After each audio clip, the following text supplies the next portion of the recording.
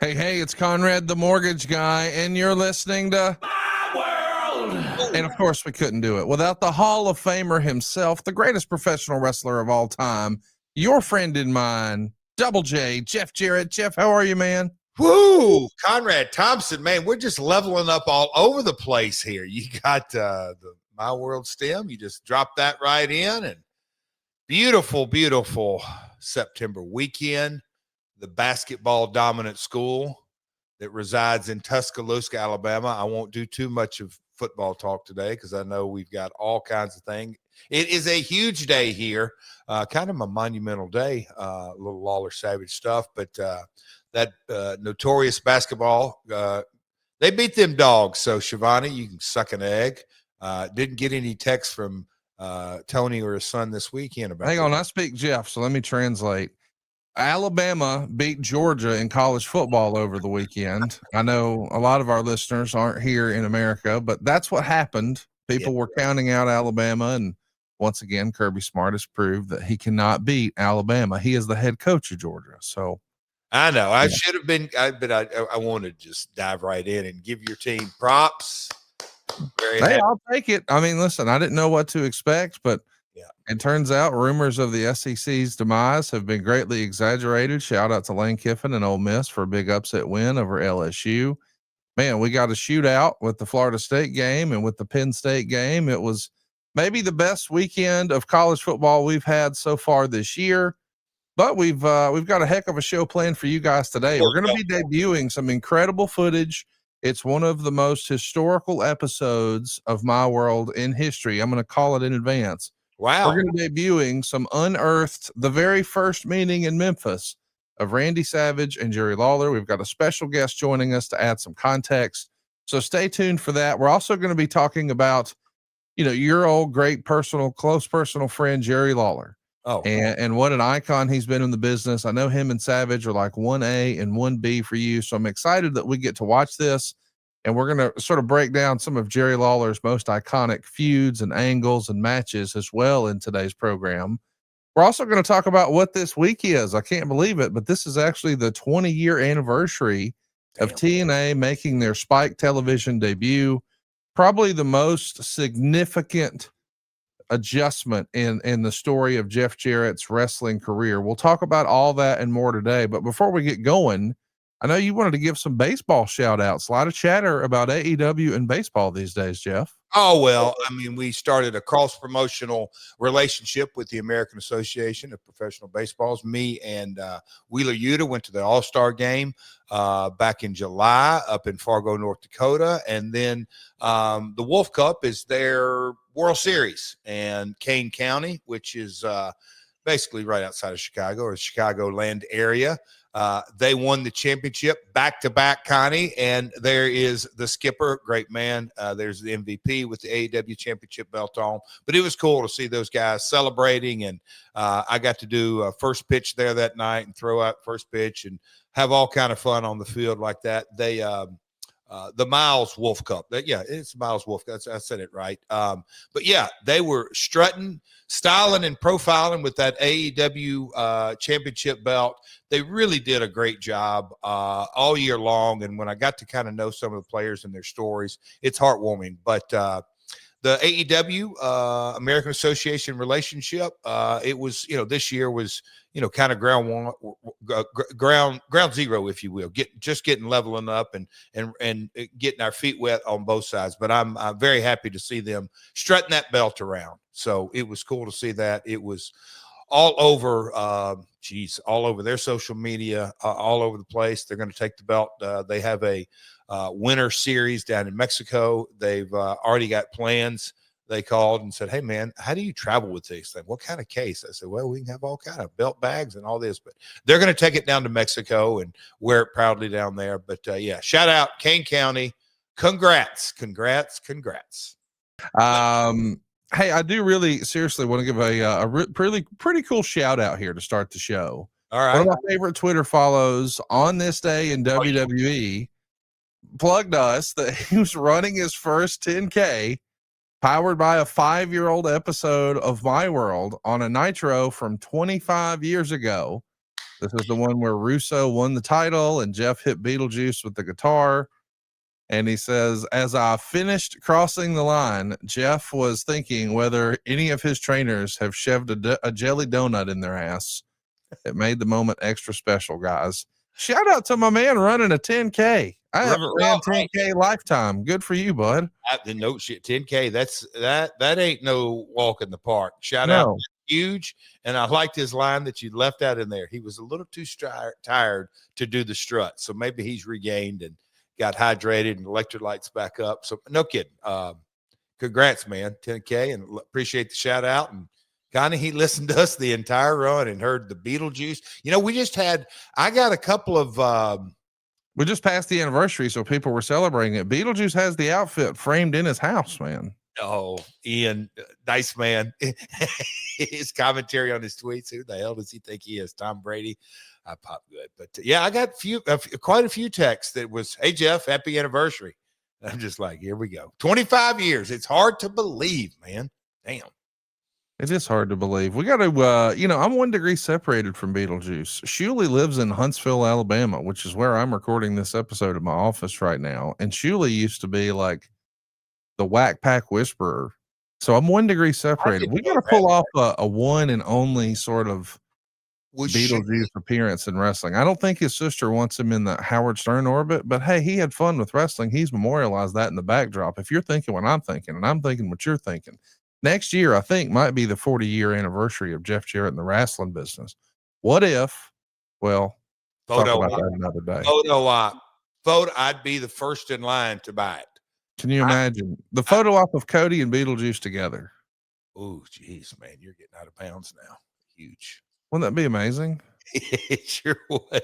Sign me up. Hey, sign me up for this idea too. I don't know if you saw, but last week, Jeff Hardy did an appearance on an episode of Rewind, Recap, and Relive here on YouTube. And he was talking about some of his more iconic TLC matches. I've got some casual wrestling friends in my life, like our buddy Cassio Kid, who has made an appearance every now and again in our orbit. And whenever he sits somebody down to talk about pro wrestling, he always brings up the TLC from WrestleMania 17. And I think everybody knows that, well, Jeff's kind of a genius when it comes to some of these daredevil spots, but he suggested something that caught my attention. He said, I'll go ahead and say the one thing that I never got to do. I did pitch it a long time ago and it'll probably never happen. So I'll go ahead and say it, but it's a finish to a ladder match or a TLC match or whatever, but it would be a wooden ladder and it would be hooked up with a lot of lighter fluid or whatever. But as you're going to get up the title, somebody lights it on fire and it just fires up. That would be the reason you don't get the title, or you get it and you fall. So that's still up here and in here. I don't know if it'll ever happen, but who knows? And all I could think to myself was, who better to climb that ladder than the king of the mountain? I think we should have Jeff Hardy and Double J Jeff Jarrett. Ooh. In a flaming TLC fire ladder match. This feels like Memphis all over again. What do you think about this idea, Jeff? And how about that recreation by Chris McDonald? I love that. Me and Nero, so I was sitting here thinking, if there is a way that you had that ladder match, just that illustration right there, that essentially the ladder starts, we'll just say at the first rung, and it's a slow moving fire up. And as the match goes, it keeps getting up and up and up. But, if you got to climb a burning ladder, but it's getting back down, I'm just trying to think. There's got to be, my creative juices are flying a little bit. Nero, that's the best idea is when somebody starts with a seed and you just keep pruning it and collab on it and can prune a little more and figure out. But wow, where did he say that out? He said it this week. Yeah, it was on a podcast of Rewind, Recap, and Relive on YouTube. Burning Ladders. RUS.com is where you can probably get one. I don't know. While Jeff is figuring out how to make money with that, let me show you how to protect some of your money. I'm talking, of course, about Cash App. We've all had a circumstance where, we're wondering, is this the right person? I don't want to make a mistake. What if I'm sending it to the wrong person? Or maybe even worse, what if this is a scam? What if someone's gotten my information and I think this is legit, but I'm not sure. But if I send this money and press this button, poof, it could be gone forever. What you need is built-in card security that keeps your money safe and the protections that you expect. You see, when it comes to your money, you deserve to feel safe from fraud and in control. And that, my friends, is exactly what you can expect with Cash App. When you get the Cash App card, not only do you get access to a ton of perks and benefits like exclusive early access to nationwide concert pre-sales or discounts on popular brands, but you also get extra security with the power to instantly lock or unlock your card right here from your phone in just one tap. If a suspicious transaction pops up on your card, Cash App has your back by automatically declining the purchase and then sending you a heads up to confirm if it's you or not. Behind the scenes, you can rest assured knowing your account balance is protected by 24/7 fraud monitoring. And if something ever feels off, you have the ability to lock your card right from your phone in just one tap. With the Cash App, you can spend, save, and live your life knowing that your money is right where you left it, with built-in security, protections you can count on, and help when you need it. Spend with peace of mind today and order a Cash App card in the app or at cash.app/card. And right now, for a limited time only, new Cash App customers can use our exclusive code to earn some additional cash. For real, just go download the Cash App. Use our exclusive referral code, which is secure10 in your profile. Send $5 to a friend within 14 days, and you'll get $10 dropped right into your account. Terms apply. That's money. That's Cash App. Cash App is a financial services platform, not a bank. Banking services provided by Cash App's bank partners. Prepaid debit cards issued by Sutton Bank, member FDIC. Instant discounts provided by Cash App, a Block Inc. brand.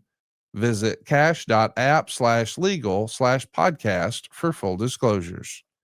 Connie, can I jump in on this? You sure can. You know how we sometimes talk to independent wrestlers on here about, maturing their business, or building and all that. If you are a independent wrestler and you don't have Cash App, when you head out to the merchandise table, shame on you. You better have Cash App because, back in the days of picture money, Connie, we just dealt in cash. But now, folks, Cash App, I would say it is the number one exchange of currency. So get Cash App. What is it? My World is the promo code, correct? Secure10 is the promo code. Be sure to check out Cash App. You'll be glad you did.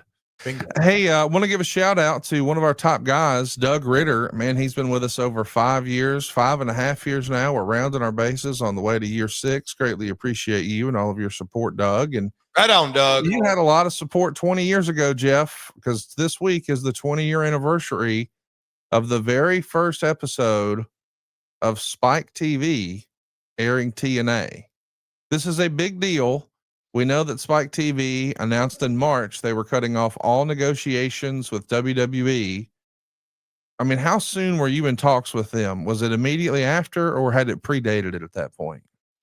So we went on the air October, and so we were on Fox Sports Net contractually through May, but we had made the decision. And man, Conrad, when I kind of think of, and we've talked on all kinds of different angles and specific episodes about the Spike situation, but we've kind of chopped this up a multitude of ways. But I will often think to myself, and I know I hadn't quite answered your question yet. I will get that. We started talking to them in June-ish. It happened quick, maybe even July-ish, because they had to sever their relationship and it was sour. Obviously, I learned all this kind of stuff over the last 20 years. I didn't just learn it at the exact time. But when I think about how the dominoes fell, Conrad, and then looking at today's world in our great partners in WBD with Dynamite, and then TNT on Collision, TBS and TNT, and just around the world, ITV. Shout out John Williams, my man, long time coming, and how instrumental ITV and John is to the success of the AEW brand in the United Kingdom. But the Netflix move, the MMA move as of lately with Paramount, it's just how one door opens, another one door closes, another opens, all that kind of stuff. But Conrad, the timing of all of it, not to get too preachy in here, but we never know what God's plan is going to be and how things are going to kind of work ways out, because we had done the asylum for 2.5 years, went on Fox Sports Net, and we did, like, contrary to some of the narrative out there, we knew we were making progress as a brand, but was it fast enough? No. We were trying to figure out what is the next steps. And yes, we had conversations. We had acquired, we had a bunch of talks with different agents and actually a few attorneys in LA. But to answer your specific question, it was June, July before we actually had the meeting. But the WWF relationship at the time with Spike had really gone south over the last year. And I think the main reason it went south was, I think, them leaving USA Network shocked USA. And when they have the opportunity to get them back, I think they knew the loss that they took was, Jesus, just think about the loss. They went off, USA enjoyed the height of the Attitude Era. And so for them to not have Raw, it hurt their ratings big time. So when they had the chance to get it back, so Conrad, I know it kind of jumped around there, but it was, June, July when we had our first talks with them. There was discussion at the time in the newsletters that maybe the Carters were looking to bring in another investor. I don't know if that's real or not, but we often heard a name associated with that. Dave Nelson from Ohio. I know that there were rumors for years and nothing ever really happened. Was there ever any serious conversation that you recall about that? I never knew the name of Dave Nelson till you might have been because you asked me, like, your dad, because wasn't that my dad's relationship, Conrad? Because I believe so. Yeah. But no, the answer was, and we've talked on this quite a few times, but we knew 05, me and my father brought someone to the table, and through a connection, ironically, of a Randy Savage, and brought the guy to the table, and Bob Carter just slammed the door. Not only no, but hell no, we don't want any help. And so that was the last conversation we had about bringing either an additional investor in, someone to take a full boat of it, all of that. But no, I wasn't, no. The short answer is the Carters were not looking for an investor in the early Spike days or during this time frame at all.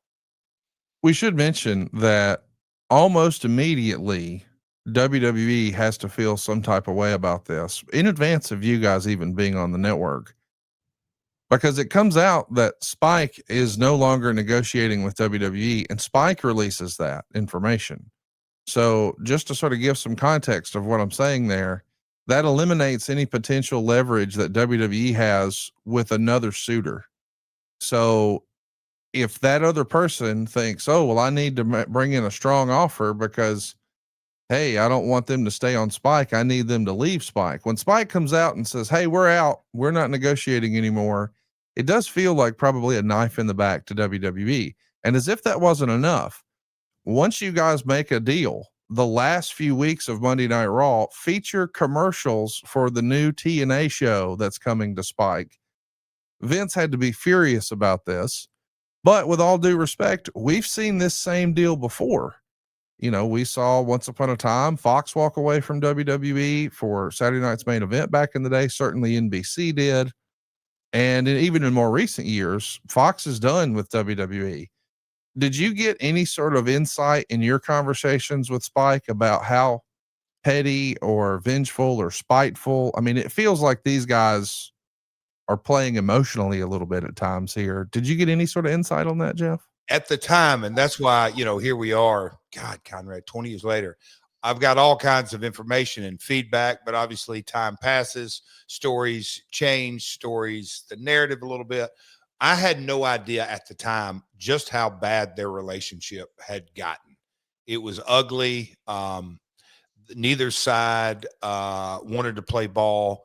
They bought it at a premium. I'll say close to the top of the Attitude Era, and ratings had continually, when you go from a USA network, a top 10, Spike was not a top 10. It was a top 25 network. Most of the time hovered around 20, 21, 22, 23. And so immediately you lose the cue. The ratings went down just by changing networks. Yes, everybody followed them for the most part because wrestling fans do that, but just the ratings were down. And then,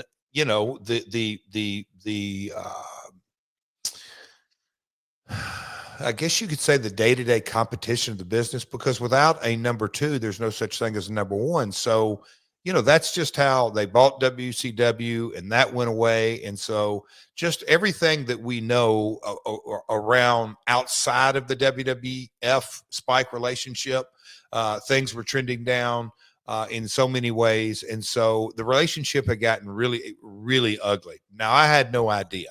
I will say this, Conrad, as I look on it today, I'm still almost amazed. And I think I got to give, the people in that pitch meeting, myself, my father, Dixie, Zahadi, David Zahadi, when we went into that pitch meeting and knowing what we know now, they were in a horrible relationship as a network with WWE. So professional wrestling was a 4-letter word internally for whatever reason. And for us, for us to go in essentially on a cold pitch, but we had 2, 3, 4 years of producing content.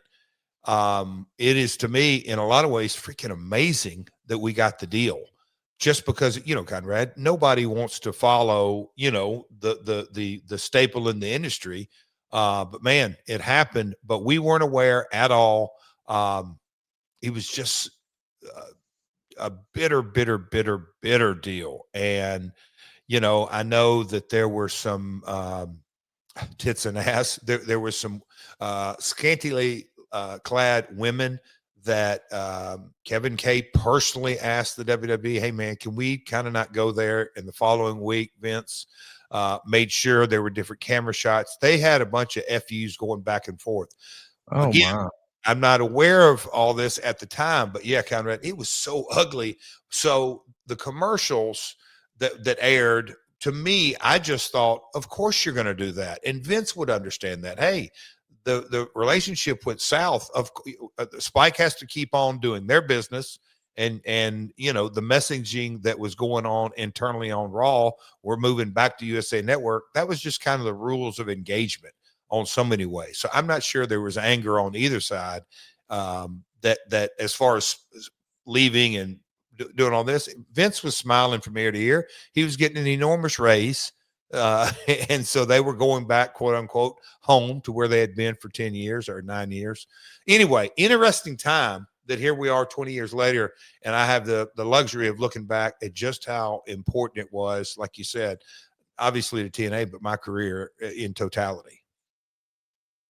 I do want to ask, did they feel like, just as a reminder, in 2005 is when the UFC really is leveling up? It's on the success of The Ultimate Fighter.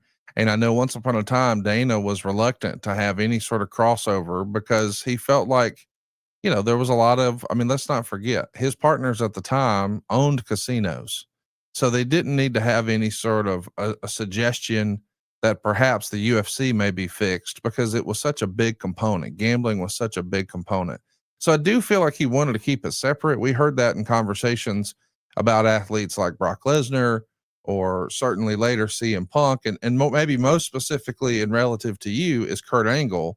So when you have this new UFC relationship, or you have the new Spike relationship, did Spike try to force UFC and TNA together? Was Dana hesitant about that? Was it ever discussed? I only asked because it feels like there was much more of a crossover years later with Bellator than there was in the UFC.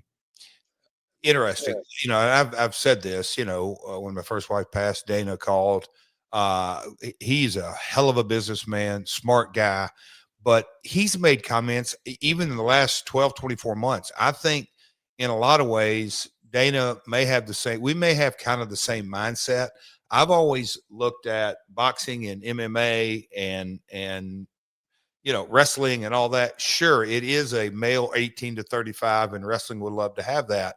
But I do believe there are fight fans and then there are professional wrestling fans. I still don't believe there's a massive crossover at all. And back then in those days, I was more so than anything, sure, I would have taken that, but it was never, hey, we're going to do this with UFC and we're going to do that. And even back then, and I had these conversations with internally Brian Diamond and Scott Fish, and, launching the Ultimate Fighter off the heels of Monday Night Raw was brilliant, but really they took those males 18 to 35. And yes, there are female fans in fight now today, but that's really what they funneled, because it was on it was off prime. It was in the 11 o'clock Eastern hour. So I wasn't I wasn't waiting for Kevin K. Hey, we're going to do this big cross promotion. The reason Bellator got so much love, and as you kind of look as things go through, and I think to this day, Viacom and probably Fox to a certain degree regret not owning part of UFC, because you look at Fox today, they got in bed with Indy and they own a third of IndyCar racing. Owning the leagues. If the TV is going to be the driver, they're getting some points in that. And I think when you look back on history, Viacom not having ownership of UFC, man, what a missed opportunity. And I think at the time they had they had the chance to get some. So, but no, cross promotion wasn't on my radar, and didn't think it was. I would have loved to have it. I'm not saying that at all, but I didn't think it was a vital cog. We touched on it several weeks ago. This has got to be that period when you're leaving Fox and you're Foxnet, Fox Sports Net, and you're starting on Spike. You kind of have a bunch of ideas that you may normally want to throw at your program, but now you don't want to necessarily burn them before you get the bigger audience. So do you find yourself just sort of treading water and doggy paddling and just biding time until you're on Spike? We had to do that from a financial perspective, a cash flow issue, that we kept, running our pay-per-views, but we were in that summer of, we talked about it when we first started the pod. The summer before TNA was a summer of no worries. Yeah. This might have been the opposite, the summer of worries, because there was so much anticipation. And look, let's just say we went off Fox Sports Net. We didn't know where we were going to go. We felt comfortable enough to know, okay, not that a sizzle reel is everything, but our reel was impressive. We had traction. We were, financial backers. We had all the pieces of the puzzle. The WGN conversations, and was FX. I mean, our that's what I'm saying. Our attorneys and in dealing with certain agents, we had a lot of lines in the water, but did we really know where, did we really know where we were going to land? Hell no. We all took the Spike meeting.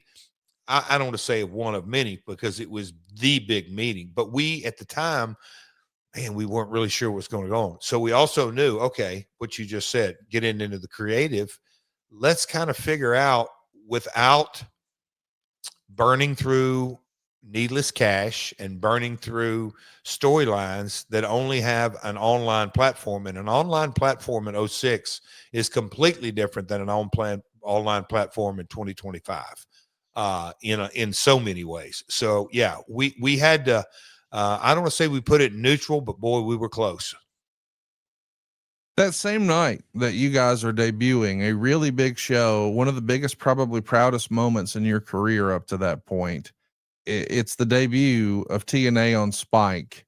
Are you getting like the family together? Is that something that's appointment television and we're all going to watch? Or is there any sort of celebration or any sort of realization of, oh, we made it? Because this has been the goal from day one, and now you're finally realizing it. Is it a cause for celebration, or is it more like, hey, I'm glad we did it, but now the real work starts. We got to get after it. So this is October of 2006. Right? Yeah. I thought 5, but okay. No, 5. Yes, 2005, right? Yes. Yeah, 20-year anniversary today, as Yeah. people are listening. Yeah, because I said 2026, and that's why I was doing the 20. Okay, but October 2005, Conrad, the excitement, I just can't tell. I can't really put it into words. Orlando Studios, when we brought all the talent together and announced the deal, um, I mean, Conrad, I really can't put it into words in that excitement. Yes, the talent was excited. But more than anything, Conrad, the emotional, Validation.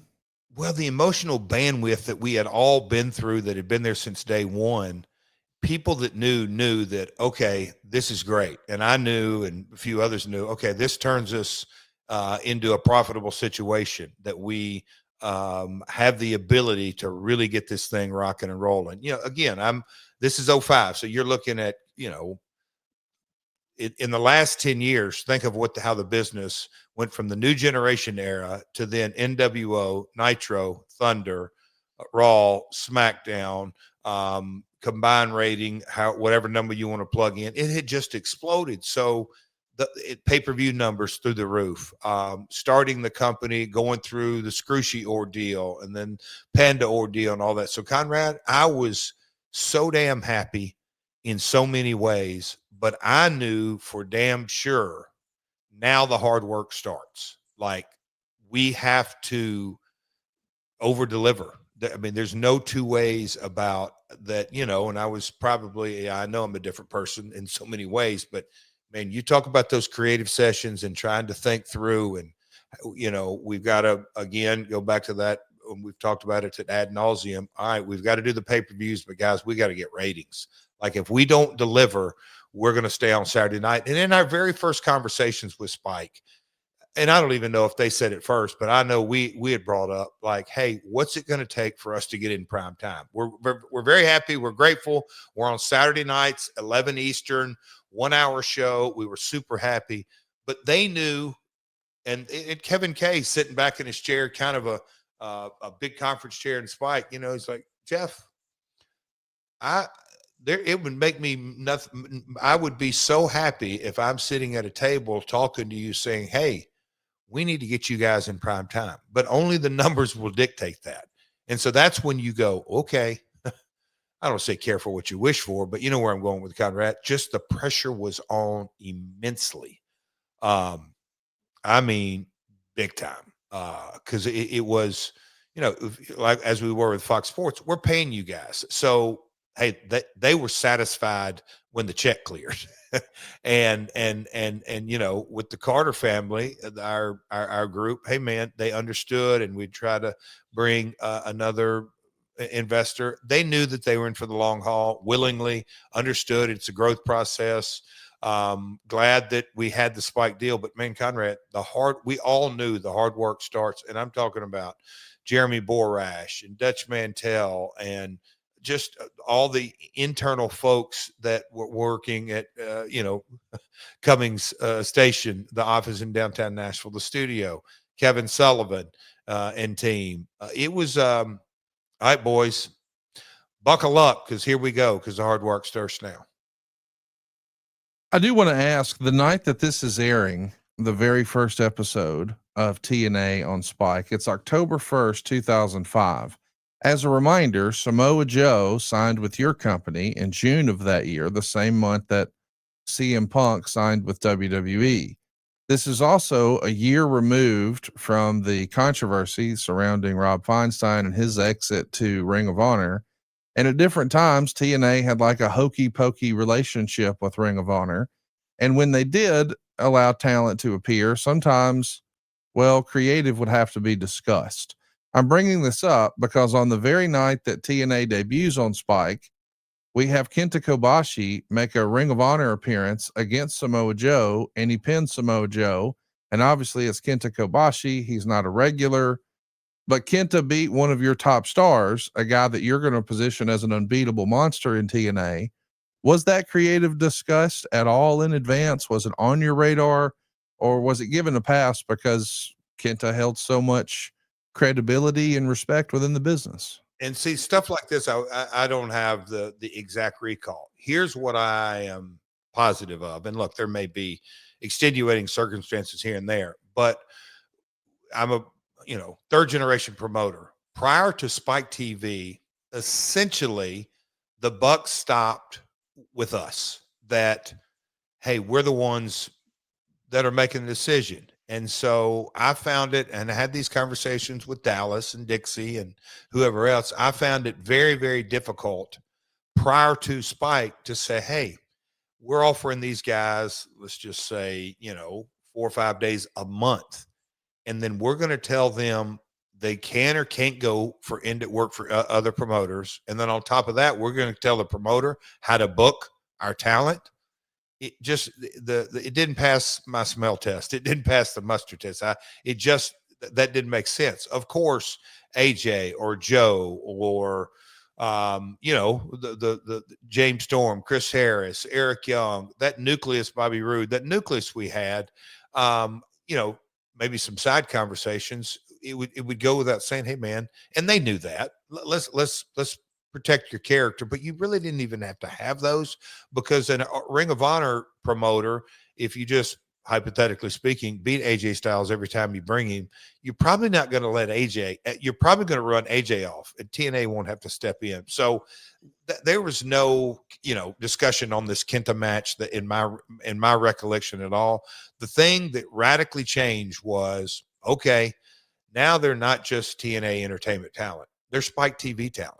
And they were very aware, and it was brought to their attention back in those days, the DVD days. And, when Spike gets out the checkbook, writes you a weekly check, and they're investing, yes, in the brand, but they're really investing in the talent that they're putting on TV. And so that changed everything. We were very aware, and we had to start migrating the contracts more, that, hey man, we got to be aware of this and that. Again, when I look back on the growing pains, and the growing pains, and until I was out of power, they were, you just had new, different issues every day. And look, no matter what level on, you're going to have that. But we didn't have any specific conversation on the Kenta match with Joe at all. Well, something you and I've had a lot of conversation about is Magic Spoon. Jeff's in better shape than ever before. And a lot of that is he's changing what he's eating. And maybe you need to do some of that too. But man, remember sitting down on Saturday mornings with a big old bowl of cartoons? Yeah. Big old bowl of cereal and cartoons. You know what I'm talking about. They go hand in hand. They did, at least with my fandom. Well, Magic Spoon has leveled us all up. No longer are we eating giant bowls of sugar. Now we're eating a bunch of protein. You see, every serving of Magic Spoon high protein cereal has 13 grams of protein, 0 grams of sugar, and only 4 grams of net carbs. And they come in all your favorite nostalgia flavors, we'll call it. Fruity, cocoa, frosted. Does that sound familiar? Yeah, it tastes like that, except without all the sugar. But I really love Magic Spoon's high protein treats. They're crispy, they're crunchy, they're airy. Dude, it's a great and easy way to get 12 grams of protein on the go. And they come in mouth-watering flavors like marshmallow, chocolate peanut butter, and even dark chocolate. Both are great on the go, pre or post-workout, or as a midnight snack. And right now you can actually get $5 off your next order at magicspoon.com/myworld, or look for Magic Spoon on Amazon in your nearest grocery store. That's magicspoon.com/myworld for $5 off. All right, guys, I'm really excited about what we're about to unearth here. The Ultimate Classic Wrestling Network. You can check it out right now at classicwrestling.net. When you do that, I want you to use the code Conrad30. That's how you'll save 30% off whenever you sign up at classicwrestling.net. By the way, this is available on all major streaming platforms. I'm talking to you if you use Apple TV, or you've just got an iPhone and use their iOS, or maybe you're on a Fire TV or a Roku, or maybe you've got an Android. Yes, classicwrestling.net will work for you too there. Not just a website, but a whole doggone app. One of the biggest libraries around, and boy, do we have something really special. I can't thank my friend Daniel over there at classicwrestling.net enough. He has unearthed the first ever Memphis meeting between Randy Savage and Jerry the King Lawler, and we're going to watch it here momentarily. but I thought it was important to add context.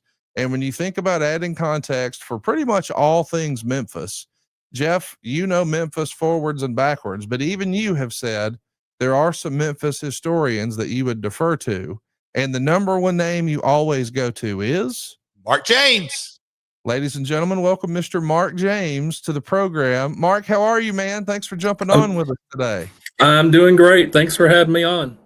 Hey, buddy. How are you doing? I'm doing great. It's good to Gonna see talk- you guys. It's been a while. Yeah, good to see you. Going to talk a little wrestling here. Yeah, Conrad, as you were kind of going into that little spiel, I was born in, boy, this is really dating to our listeners, but, 1978, 79. So I was 10, 11 years old. Anything prior to that, I just don't have the firsthand account. And when you look at the different historians, Mark's one of them.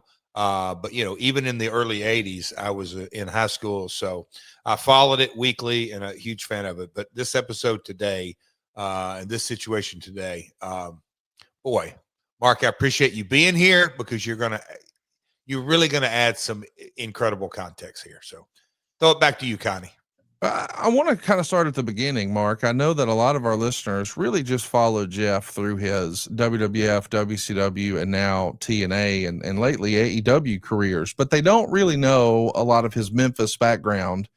I myself and almost anyone I know, Jeff included, considers you like the preeminent Memphis wrestling expert. I know you've written a lot of books about this. Can you sort of just lay out some of what's available in your library and when and where fans can find some of those offerings?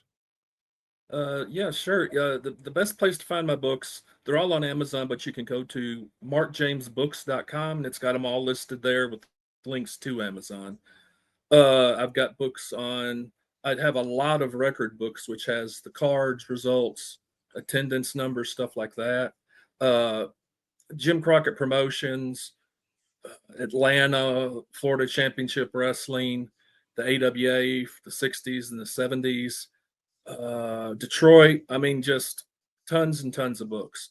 The Memphis ones are probably half of my collection. Overall, I've done 48 books, and probably half of them are on Memphis. My most popular ones are the yearbooks I did on 1977 when Jerry Jarrett split from Nick Goulas. I did a yearbook on 1978, and I've also done one in 1982. And I just got into it because I didn't want Memphis to be forgotten. About 25 years ago, I started looking at it, and there just wasn't a lot online at that time about the Memphis wrestling, the old days. And I just wanted to make sure it wasn't forgotten. Wow. I mean, it really is incredible because, again, I think we should just close the gap here. He's helped even your dad with his books and Dutch Mantell and Bill Dundee. And you've even got a bookmark about all of the athletic commission filings for Memphis in the state of Tennessee over a 3-year period.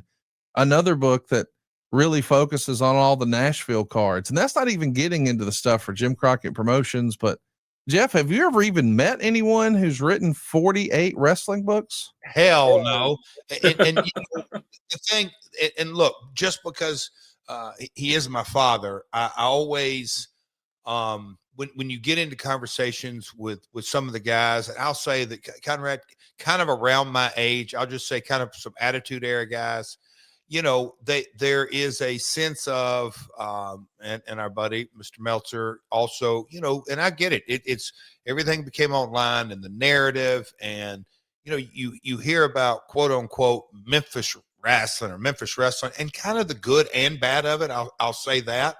But when Mark doing the 1977 yearbook and the split, because prior to that, yes, my father was booking and working for Goulas.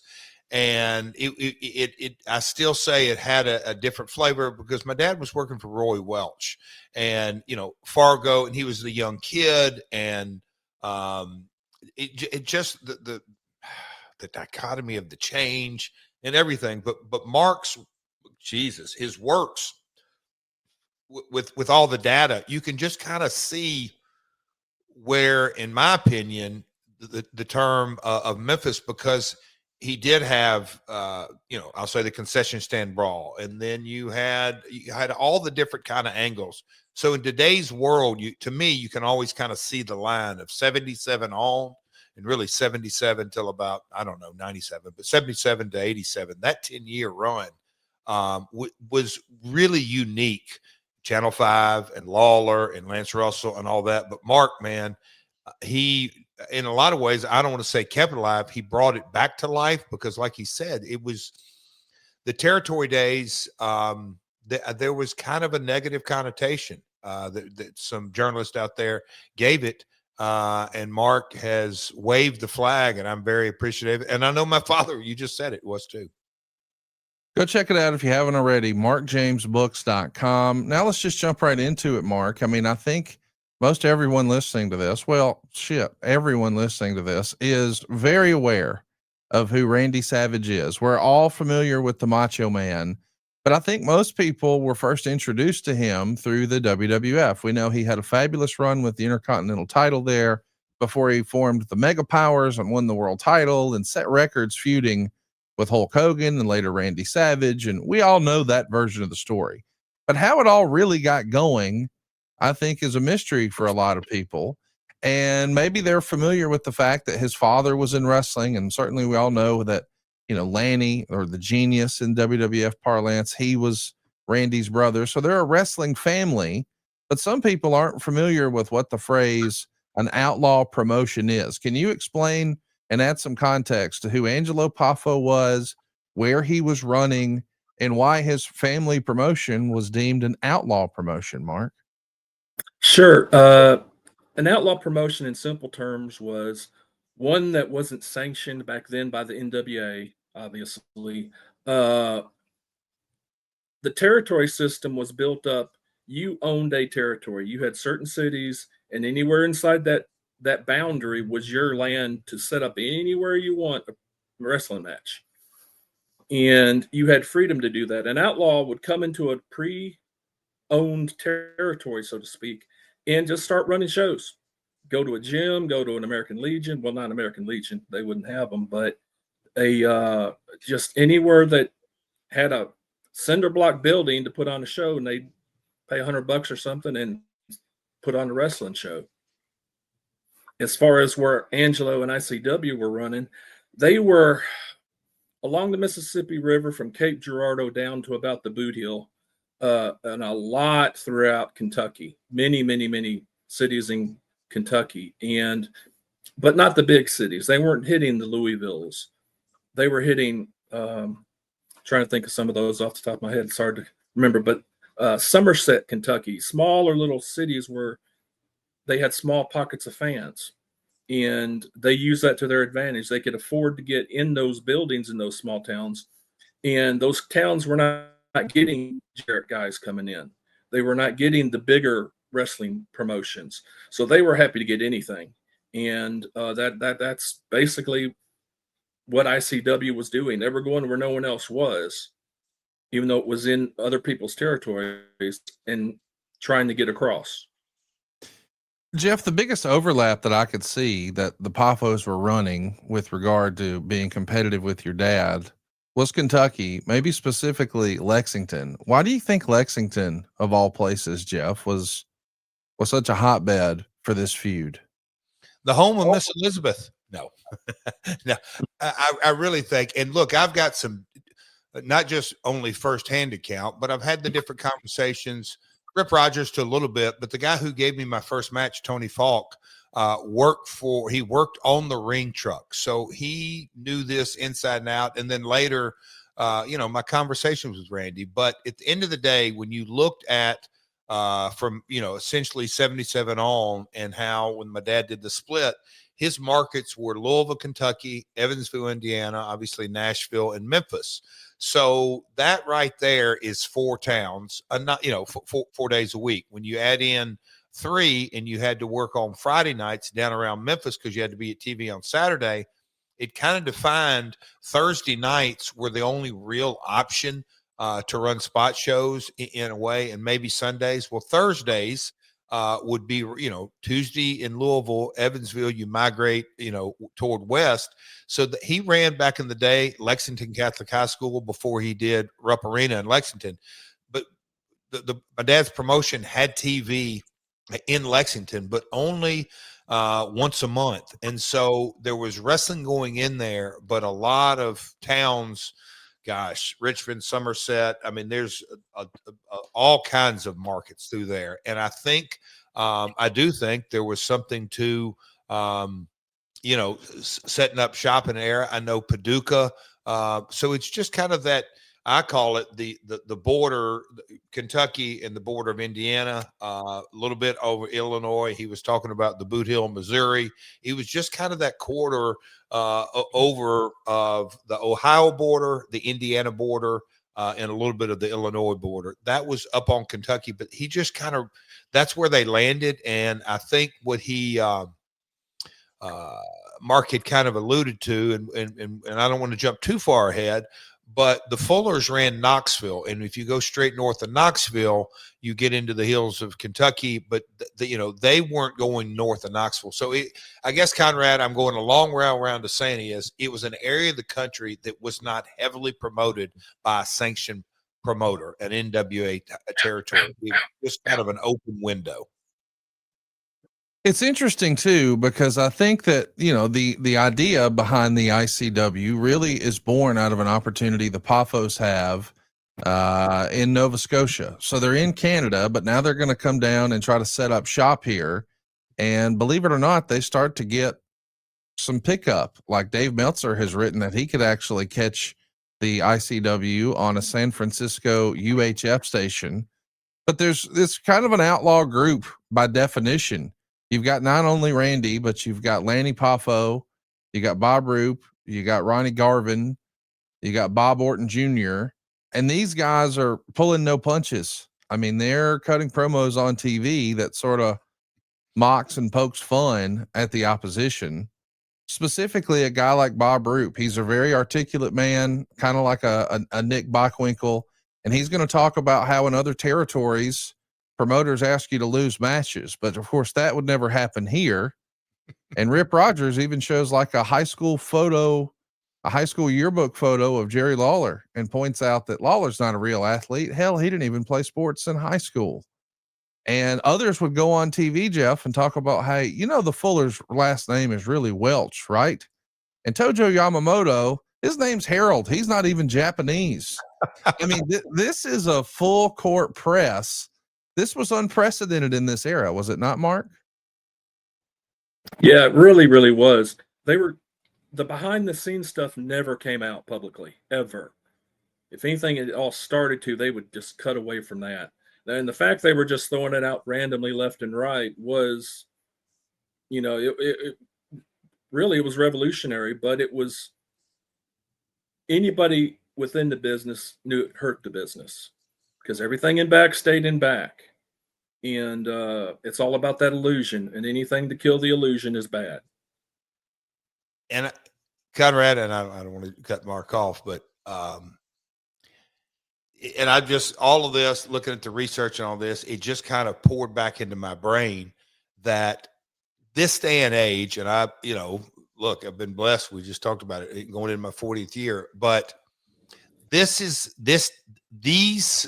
interviews and promos that we're talking about were probably the first that I'd heard of. And I'm not saying ever to happen, because it happened, Jack Pfeffer and all of that, but these are the first shoot promos, quote unquote. That's what people would refer to today. And to me, this was a real shoot promo. When you see guys on, I'll say Dynamite, Collision, Raw, SmackDown, Impact, whatever it is, oh, he's doing a shoot promo, I just shake my head and say, young man, you don't know what a shoot promo is. but this is, to me, this is where they were going with it. And I've heard this in many a car rides from old man. I won't get to on how he responded, but yeah, the shoot promos that were coming out. And look, you look at the names, Roop, Orton, Savage, Garvin, yeah. I mean, Garvin went on to be NWA champ. These guys, it's just a different day and age. And look, the Poffo family originally from Chicago, So I just want to kind of note that is where Angelo, again, they were a traveling wrestling family. I don't think people really, Conrad, you might have glossed over it. The eastern provinces of Canada is a territory that's seasonal because of all the bad weather up there. So Right. Randy's journey to main eventing WrestleMania is such a unique story to me. It really is a fun story. We're glad that we're getting to sort of add some context. I just want to give some more context to one of the wild things about this feud that led to this match. Is not only were they taking out ads in the newspaper to promote their cards, but they're using it as a way to offer grandstand challenges to the bigger, more established stars in the area. So this is before the internet, of course, kids. So if it's not on the radio or it's not on a poster around town or it's not on TV, the only other way to get your news out there was in the newspaper. And what better way to promote your cards than taking out an ad? But sometimes the ads would even read like, "Hey, Randy Savage is offering $100,000. If Dundee, Jerry Jarrett, or Yamamoto can beat him, he'd offer higher amounts for Lawler." But these are grandstand challenges in public in front of fans. And Jeff, I think your dad sort of strictly forbid any of the wrestlers from responding to this, right? He thought giving it life is what they wanted. Just ignore it. That was your dad's best practice. Conrad, me and you love to we'll send each other things on Instagram or, marketing concepts or business concepts or life concepts or whatever it may be. But I kid you not, I don't know how many times I've heard this reference, but to the variation that I've stuck with it. And you can apply this on so many different things, and God, with the craziness of the political world we live in. But, my old man would always kind of circle back, and man, he was so adamant about this. He's like, and he would reference this: son, never punch down, never punch down. And so that was his mentality in this promotional war, that, we are not going to address them. Our TV time is to promote our product and the guys and the talent. And, I'm pretty sure Lawler and Dundee and all kinds of folks during the Tommy Rich and whoever was in the territory were just dying to get on TV. Hey, we'll show them. We'll get on our TV and we're going to go talk shit about Savage and all this kind of stuff. And old man was just calm and cool. No, guys. Nope. We're not punching down. That's giving them what they want. That's giving them, all kinds of things. So the don't punch down, only punch up mentality, to me, is so applicable in life. Mark, I want to ask you, you've studied this maybe more than anybody. The rumor and innuendo is that the IWC guys actually start purchasing tickets to some of Jarrett's shows, and they start attending shows, maybe with the idea of, hey, we're going to try to attack or do something. I mean, Randy Savage even finds himself cutting promos in front of fans, and Jimmy Hart has to let him know, hey, Lawler's not here. He's broken his leg. So Savage just switches and says, okay, I'm taking out Dundee. But allegedly there were even guns involved at some point. What really happened here, Mark, for those who've never heard the story? Jimmy Hart told a story. Actually, I did lunch with him last week, and he was telling me this very story. He was in the car with Killer Carl Krupp and somebody else, and they were going to one of the towns in Kentucky, and they had pulled into a gas station, and Randy Savage was there, and they were freaking out. Jimmy didn't, because everybody in the world, Jimmy's, hey, baby, how you doing? And that's when, I want Lawler. He just started getting in Jimmy's face. He says, baby, he's broken his leg. He's out for forever. Well, I want whoever then. He's like, all right, baby. He says, and actually that's what he did. I think it was for Louis. He says, I'm coming up to Louisville tonight and I'm going to get somebody. And so they all went up, and that was one of those deals where they threatened to come in with guns to the show and shoot up the place. It didn't happen, thank goodness. But that stuff, that later on, there was an incident with Dundee at a gym in Louisville where I guess they all worked out, and Bill is leaving the gym, and Poffo as well as Randy showed up and tried to beat him up. They did jump him. They broke his orbital socket, and Dundee got to the trunk and pulled out his gun and pointed it at Randy's head 1 inch away and told Angelo, "You get your crazy nut son away from here, I'm gonna kill him." And they did. They hightailed it out. And the Poffos actually called the cops on Dundee, and they went to court. And I believe Angelo talked to Jerry Jarrett, and Bill was told to go Broadway in court and just, shut up, don't say anything happened. And that's what Savages did, and that's what Bill did, and it went away. But yeah, guns were drawn. The legend on this story, Jeff, has evolved because, it's the game of telephone, telegram, telewrestler, as Jim Cornette might say. And there's a version of this story where Dundee pulls a gun on Savage, Savage wrestles it away and pistol whips Dundee and breaks his jaw. How do you think that story switches and goes so full circle like that? Because that's not the story Mark told at all. And Mark is not the rumor and innuendo guy. He's talking to the people involved. And Jimmy, that's what Jimmy's got, an incredible recall too, and all kinds of stuff. And Mark, you do a great impersonation. Hey baby, everything's great. everybody. Yeah. But Conrad, that's wrestling. The narrative. I'm not pointing fingers, but there are journalists all day, every day, not just today, but over the last 30 years that would get and I told you, this is kind of one of my early set points on journalism. They would get results from a show in Louisville, Kentucky, and then in Evansville, Kentucky, and I worked them, and the results aren't just kind of wrong, they're completely wrong. Well, somebody in the crowd had to tell somebody else in the crowd, and then that got reported to the journalist, and then that journalist reported as fact, and then if you continually do this, okay, then the story just spins out of control. That's the reality of the wrestling business. The guns drawn. I've had guys say, like, is that real? And here's kind of, you throw this in. Look, Randy, in his younger days, and if you were around him, I got to be around him late 80s through the 90s and then on. But you talk about a guy high strung, and let's just say throw in a few party favors here and there.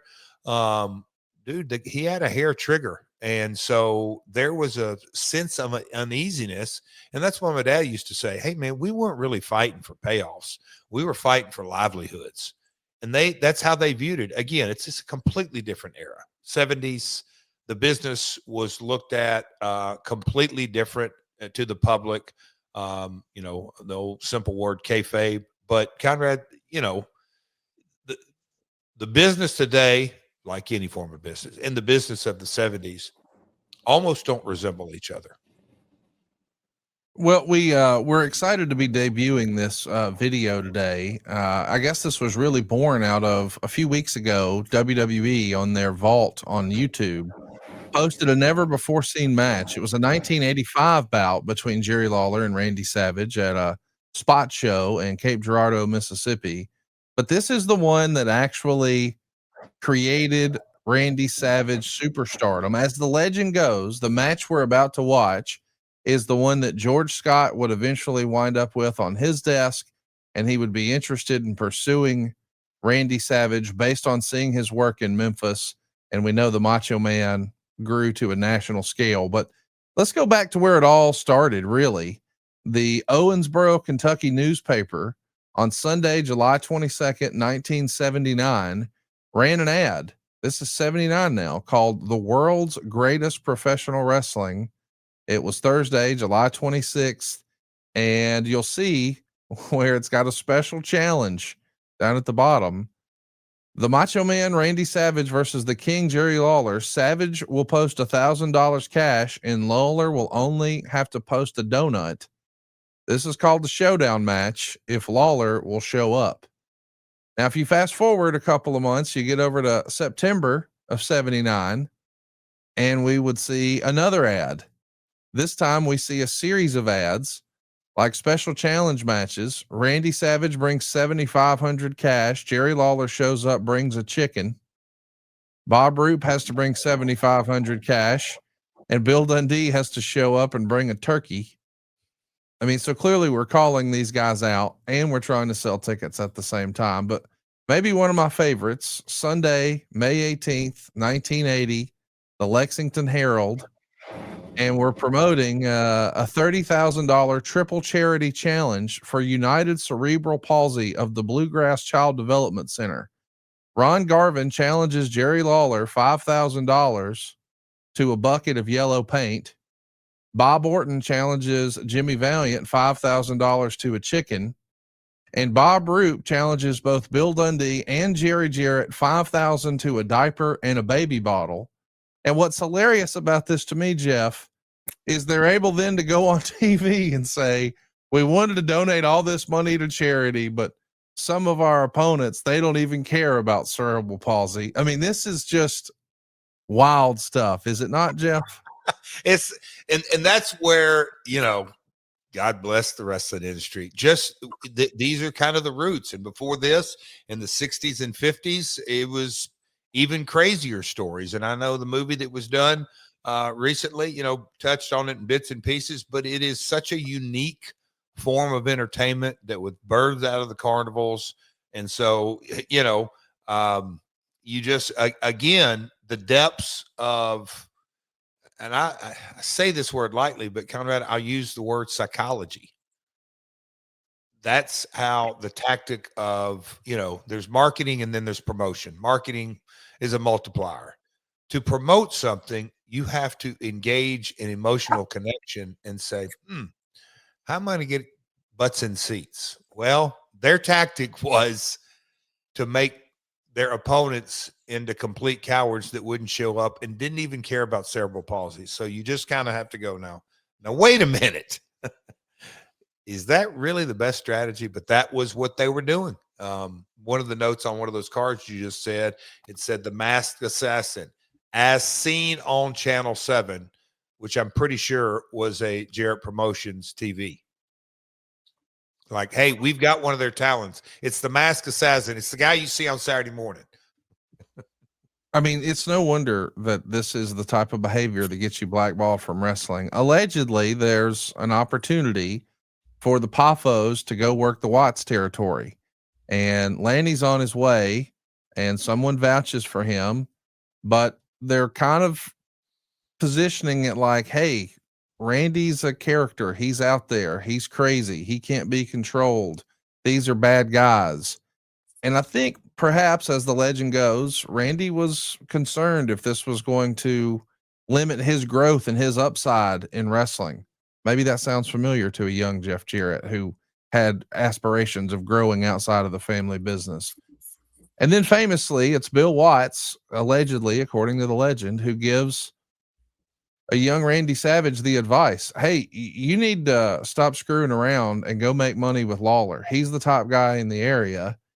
And there's a story out there, Mark, and I don't know if this is true or not, that Randy wrote a letter to Jerry Lawler apologizing for everything he's done, and somehow they get together and work this out. What really happened there? I never heard that one. I'm not saying it didn't happen. It might have. I was always told, and it's by Jeff's dad, Jerry Jarrett, that he had heard they shut down. I'm guessing that was from Watts that he had heard ICW had shut down. And he decided, I guess after that nod from Watts, to give him a call. He said Randy was stunned. He did not expect it. He says, what do you think about coming in, you and your guys? And Randy thought he was just rubbing it in that they had shut down. He's like, no, I'm being serious here. He said it would make it. Jeff has probably said it 1,000 times. All Jerry Jarrett wanted to do was do angles that made lots of money. And that's what he looked at this as. After 4 years of advertising, Lawler, I want you, Dundee, I want you, Tojo, I want you, I'm going to beat all y'all. Jerry Jarrett, after they go out of business, could then turn around and make that money off those matches. And that's what Jerry Jarrett did. The old adage, what's best for business? That was Jerry's motto. And Savage was up for it. Thankfully. Thankfully, indeed, the family promotion was down for the Poffos, and Randy's looking for a lifeline. But let's even take a look and see where some of the attendance was for Memphis at the Mid-South Coliseum on November 7th. They do 4,605 fans. It's Jesse Ventura and Coco Ware drawing some tickets there. And November 14th, we're back with Lawler and Kaufman squaring off here. We've got Last Lawler Kaufman Hoffman match, by the way. November 14th, 3,800 fans. I thought it was the week after was Lawler and Kaufman, boxer versus wrestler rules. Either way, on the way here, November 7th, 4,605, November 14th, 3,800, November 21st, 3,843. I'm not exactly sure how many were there for Lawler Ken Patera on the 28th, but fast forward to December 5th, and we're about to see wrestling history take place. Randy Savage and Jerry Lawler, and we will not have the audio because these guys were using actual music back then, and of course it wasn't licensed, darn you. But Eye of the Tiger is what Jerry Lawler is going to come out to. Randy Savage, before the pomp and circumstance we know in the WWF, came out to fame. A lot of people had seen what the Freebirds were doing and they applied it. And Lawler, even though he'd never really, or Savage rather, had never really been on a national stage, he already felt like a big time player. This would have been one of the first times you remember seeing Randy in action, Jeff? And that's where, and I do want to comment, man, I could talk to Mark forever on this kind of stuff. I'm going to just kind of comment on the Watts thing, that I always had this viewpoint because I had heard it ebbing and flowing and like this. And it's one of those things I wish I would have asked my old man. But my gut tells me that knowing how Bill and the relationship that, the last promoter that Randy and I'm going to say Angelo and Lanny could go to work for, and their minds would be Jerry Jarrett. Like they're never going to happen. So what's kind of the next closest that we can get down there and get some money being made? And they're making money. They had New Orleans. They had good markets. Call Watts. My gut tells me Bill Watts goes in his mind. They didn't tell this to crazy Randy because Randy was crazy in those days, self-admittedly.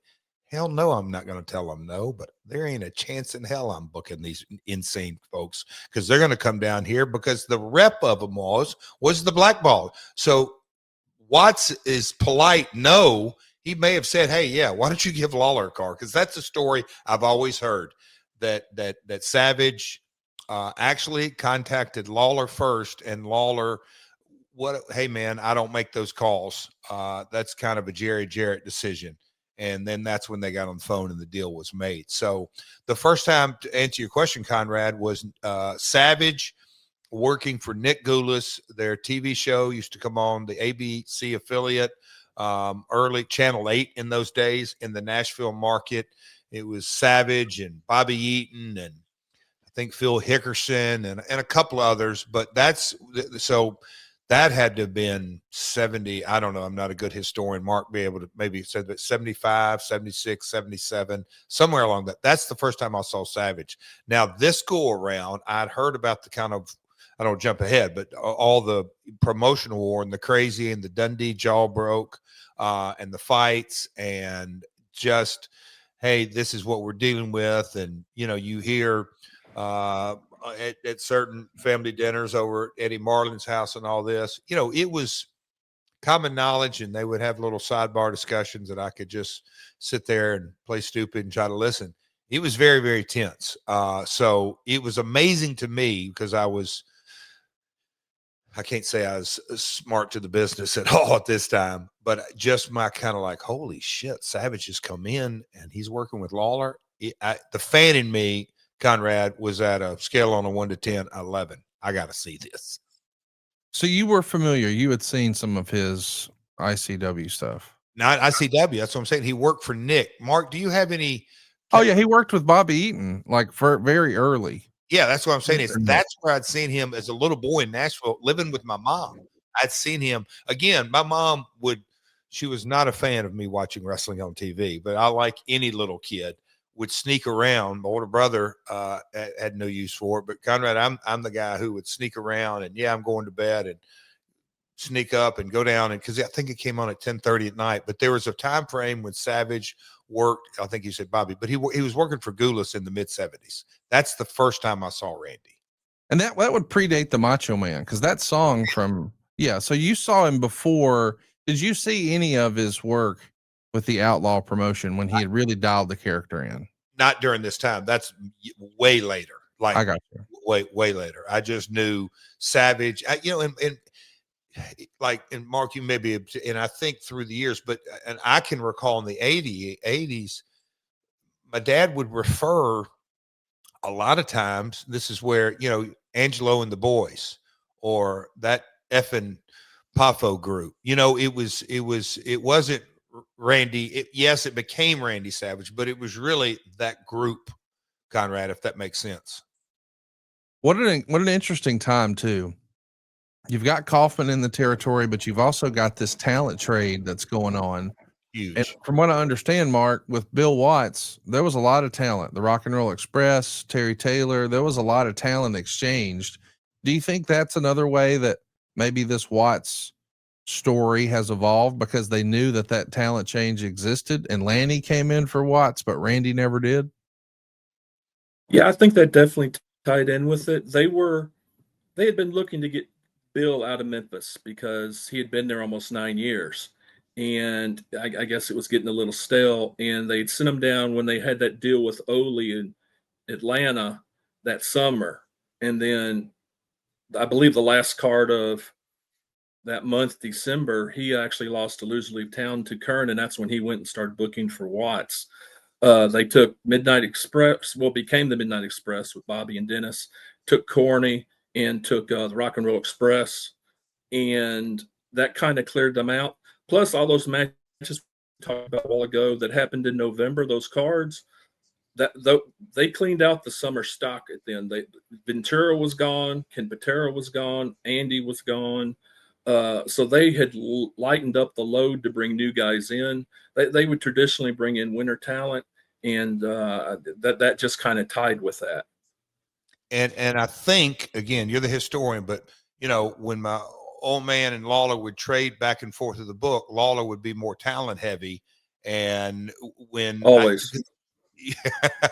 Lawler would load up the cards with many more talent. My dad liked to run lean and mean, 5 matches, 6, whatever it may be. Personal issues draw money. He always knew the main event drew the money, or maybe the semi-main event, and he just figured out the underneath talent, churn, good matches, turn it over, keep the ball rolling, that kind of mentality. But I think the part of this whole deal was, and it's still Randy Conrad, it fascinates me to this day that, like Mark just alluded to, right, Dundee had been here for 9 years.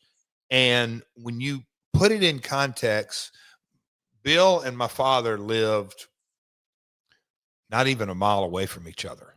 Lawler lived at this time. He was up here too. So Bill was assistant booker, main event. They had drawn a ton of money at Lawler Hill, Dundee Bayface. That 9-year run was very, very lucrative, to say the least. He did the thing down in Atlanta, but as a business transaction, okay, here's what we're doing. We're going to, and I think Terry Taylor, so Midnight Express, Forum, Cornette, on Memphis TV, you had Cornette in a segment. He was young, but still talking his ass off. Jimmy Hart, his group, but a Memphis territory that had enough talent that they shipped out. Rock and Roll Express, Terry Taylor. I mean, there was like 9 talent, and I just go, holy crap! There was a lot of not good talent, like really good talent, that were selling tickets. I mean, the Fabs were still staying, but anyhow, Conrad, that's where you just kind of, I don't know. I'm always fascinated by this specific story and the timing of it, because you just hit kind of on the highlights, the Kaufman, this and that. Man, you just look at card top to bottom. I can say this, a lot of pictures were being sold, Connie. Well, we hope that you guys are buckled in and ready for this. Before we start our playback, I want to give you a plug one more time. We would not have this footage if it weren't for our friends over at Ultimate Classic Wrestling. Find them online at classicwrestling.net. You can enjoy their services on all of your different streaming platforms, whether that's Fire TV, Apple TV, the Android store. Maybe you've just got a regular iPhone. You can do this with your iOS.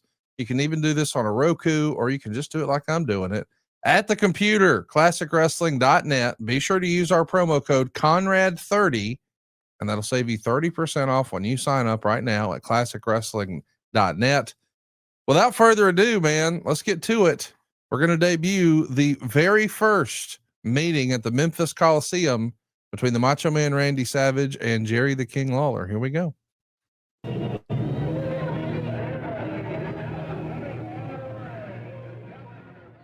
So they're going to kill the audio there. That's the song Fame, which, boy, it really fit Randy Savage in this era, didn't it, Jeff?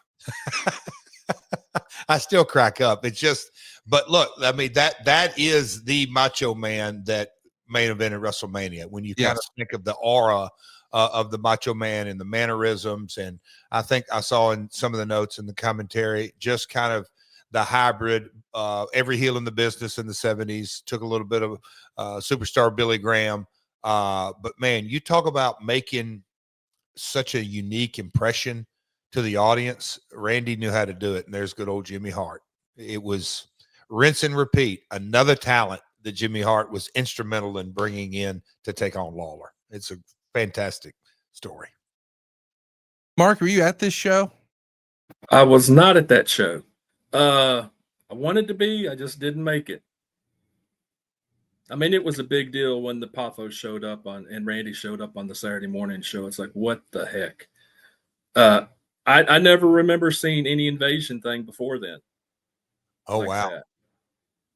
Yeah. This is the very first one. I mean, that's important. Another first for Memphis. That, and later on in wrestling, everybody does stuff, but Memphis was the innovator. Hey, after we got the go ahead to do the watch along of this match, we thought, hey, who better to show this to than Jeff Jarrett and Mark James? But a quick note, a big reason this wasn't previously released was tape damage. It will normalize pretty early and it's going to render mostly watchable, but you will have some visible faults. So you don't have to adjust your television set. That's as good as we can get this footage. But this is almost like we found some Indiana Jones stuff here. Don't you think, Jeff? And what's so cool about it is, and some of you wrestling historians know this, but the majority, and if you're listening to the audio and you've always listened on audio, we appreciate it. But myworldpod.com on YouTube, go out of your way. And the reason I say that is, if you're a fan of wrestling today, you really get a sense of where all the pomp and circumstance comes from.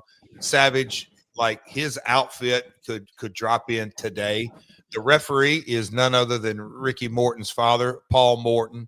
But the tone of Lawler, that people knew him week in and week out, Conrad, he's a very serious, he's focused, he's got the crown and got the belt on.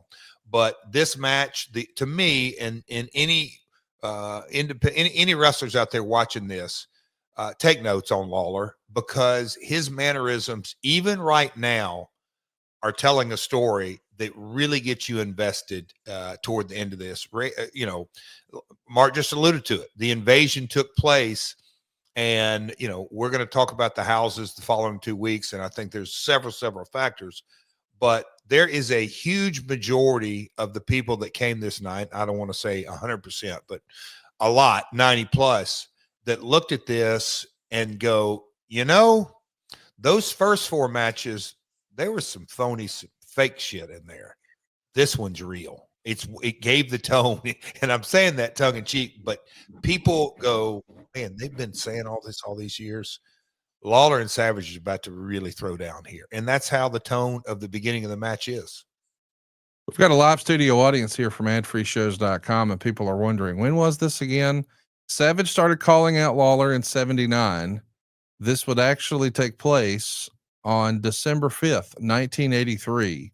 So we're about 10 days removed from Thanksgiving. Thanksgiving was always a huge night in the territory business. And this is sort of us, going into the holiday season as strong as we can get. Don't you think, Mark? Absolutely. I mean, they always seem to end the year very, very strong to set up the next year. It was, for that year, there were so many big things that happened. It's just like the cherry on top. Mark, who's the photographer at ringside? I'm trying to get a look at him because Savage just had a little tussle with him. I can't see it. Is that Right. Napolitano, maybe? Conrad, help us out here. If you get a quick shot, but I think it is George, a young George Napolitano. Now, I'm glad you brought that up, Jeff, because part of being an outlaw promotion means, well, the mainstream magazines give you no promotion. Bingo. Randy Savage was not a known entity on a national scale, even though he had great stints in a variety of different promotions and great showings.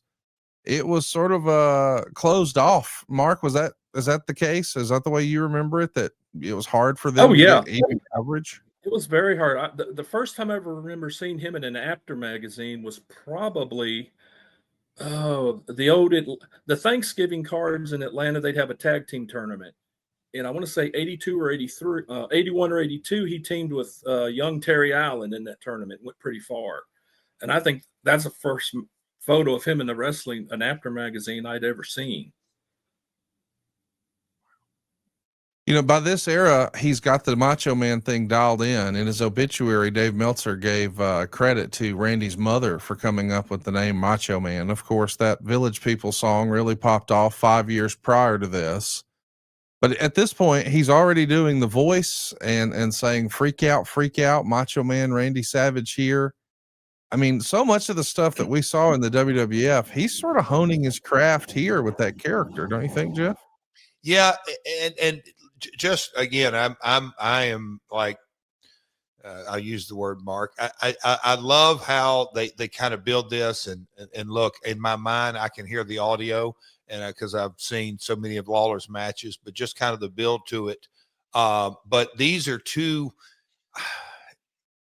I would almost, back to your point, in a lot of ways, they're both in their prime. Is kind of where I was going with it. Lawler had drawn a boatload of money, and Randy might not have drawn his Mania payoffs and all that kind of stuff, but from a physical point of view and his psychology and the character they had honed in, just all of that, and the promos, what you just said, it's like he was maybe entering his prime. And so this is, we're lucky to have it. These are real hidden gems. And again, their ages at the time, it's just, there's Lawler doing his cell, putting Randy over right from the top. It's just good stuff, man. It really is. I think, Mark, do I have this right? That, Randy Savage would have been with Miss Elizabeth for about a year and change at this point. Didn't their relationship begin in 82? Yeah, I believe that's right. And actually going on what Jeff was saying about that, not just their prime, this wasn't the route he thought he would take, but this was the pinnacle of his career point. In the main event in Memphis against Jerry Lawler. Yeah. If you had talked to him 6 weeks earlier, he wouldn't have fathomed this. Not anywhere. And that's where I think the relationship between Jerry Jarrett and Randy Savage, that phone call, them trusting each other, it forged really a friendship of a lifetime. But to me, it's a life lesson I kind of learned that, man, oh man, because if Savage would have, he cost Dundee work. So he personally hurt Dundee. But in reality is, who stood the most to lose of the Pafo's crazy antics would be my old man. And when it came right down to it, he said, okay, they have run their race. They have done everything they can, and they are saying we're throwing in the towel. And my old man's like, yep, I don't want a bit of revenge. I'm not pissed off. I have no resentment. Let's go make some money. I just think there's a massive life lesson there and again, he wouldn't have done it just because he liked Randy. He knew the essence of the business was get people to suspend disbelief. During this age, it wasn't hard at all for people to go. Savage and Lawler hate each other. It's funny, Conrad, no bike rails, just a little velvet rope around ringside. Yep. It's a 2-camera shoot, one handheld at ringside. Mike Shields, I know you've heard that name, would be at ringside, would be my guess. And Randy West, my uncle, is running the hard camera. By the way, I want to give everybody a shout out. If you are watching at myworldpod.com, you can hit that QR code in the top left-hand corner of your screen, and that'll take you right to classicwrestling.net. So you can sign up, hear the audio for this, and see all the other great footage that they have over there. Use our promo code Conrad30 and you'll get 30% off. That's promo code Conrad30 when you scan the QR code. We'll certainly have a link in the description for today's show, but man, we're working a long headlock here, Jeff. Take us into the mentality of wrestling. Obviously, wrestling was different in '83, but was this the guys getting familiar? Because I don't think this is their actual first meeting. Mark, is it true that they met one other time in IWC territory? It was unannounced. It was not promoted. They wanted to just see, can we trust each other? Do I have that right? I'm not sure on that. I never could find anything definite on it. That was the rumor. It might be true. I mean, just with his reputation and everything that had gone on behind the scenes, you got to feel that Jerry Jarrett and Lawler both had some reservations doing this. Yes, no doubt. Well, you don't know where it's going to go. His reputation isn't good. I mean, you know, I'm sure all the boys in the back were watching this to see if anything happened. Right. Oh, no doubt. And that is where, you know, my dad, him and Lawler go back and forth on business philosophy, or, you know, that they're two guys, they were business partners, but they just had, you know, my dad hunting and fishing and knives and this and that. Lawler, like, you know, comic books. They just, their personalities are different. But one of the things that my dad always referred to is Lawler knows how to handle himself. And so he didn't have a concern of handling himself with Savage, but are they going to try something crazy? Is the Roops, the Garvins as a group and all that. And he had talked, and I'm sure he's probably done that on a couple of different interviews, but that was kind of, yeah, I guarantee you it was a sellout at the curtain backstage that night.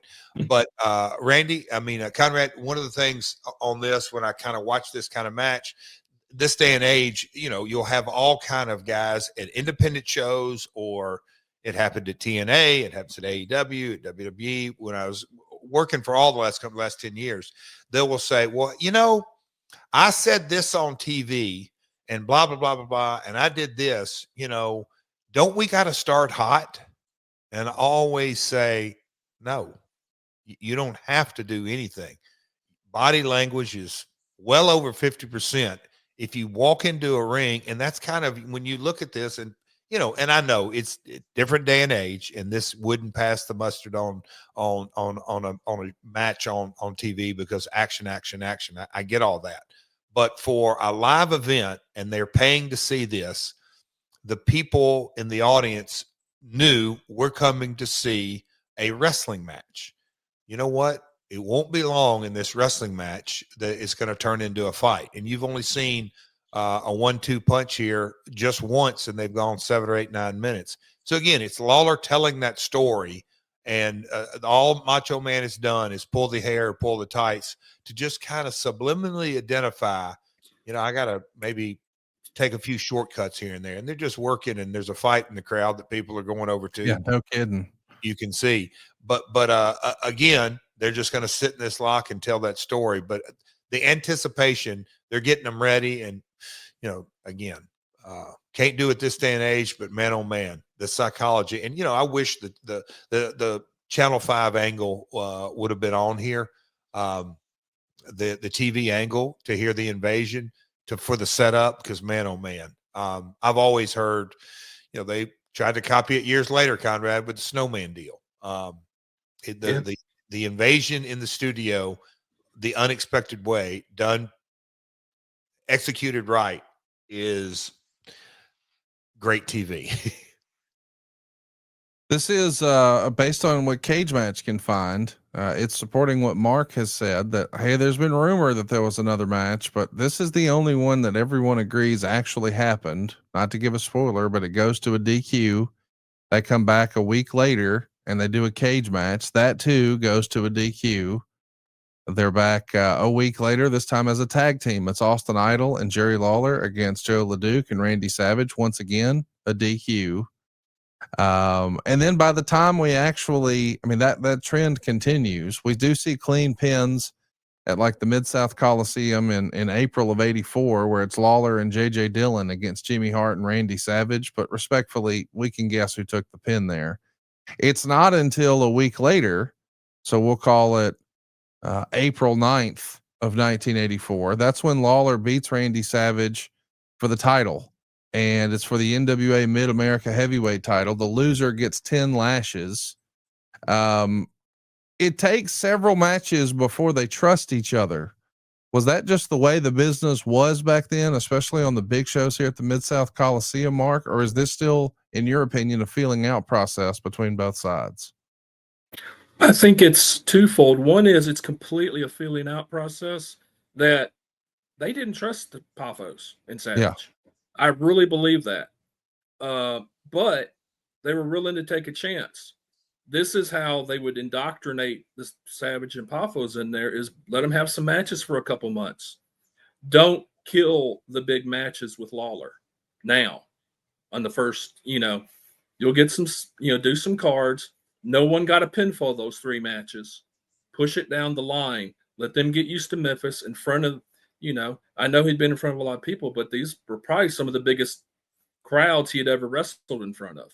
Sure. Let him get used to these and the city and the territory, and then get used to Lawler wrestling, and then just blow the top off the joint. Yeah. The episodic nature, Conrad. That's why it's so, yes, we have weekly dynamites and collisions and that nature, but this era, not to point out the obvious, but you had TV and you made them pay to go see a match. And so that's a different context that is, as opposed to watching weekly, you're getting them to pay weekly. And so you couldn't have a massive turnover. So you're telling stories. And so it's again, the psychology is, I just think, very cool, but it teaches you, again, this is match 1. They came back 3 weeks in a row and asked the people to watch essentially the same match, but it was with promos and different style and all that kind of stuff. So, yeah. Ultimately, we know this feud really sort of winds down in the early summer of 1985. That's when the WWF was going to come calling. Jerry Lawler would beat Randy Savage in an AWA Southern Heavyweight title, no DQ, loser leaves town match in Mid-South on July 3rd. And 3 days later, they do it again at the Rupp Arena in Lexington, Kentucky. So clearly we know that Randy's going up north, and eventually, Jerry Lawler would follow suit. But like 8 years later, where does this rank, Mark, in terms of, what you've covered Memphis better than anybody, as far as like historical angles that gets everyone talking about and had an impact on the business? Clearly Kaufman would be on that list.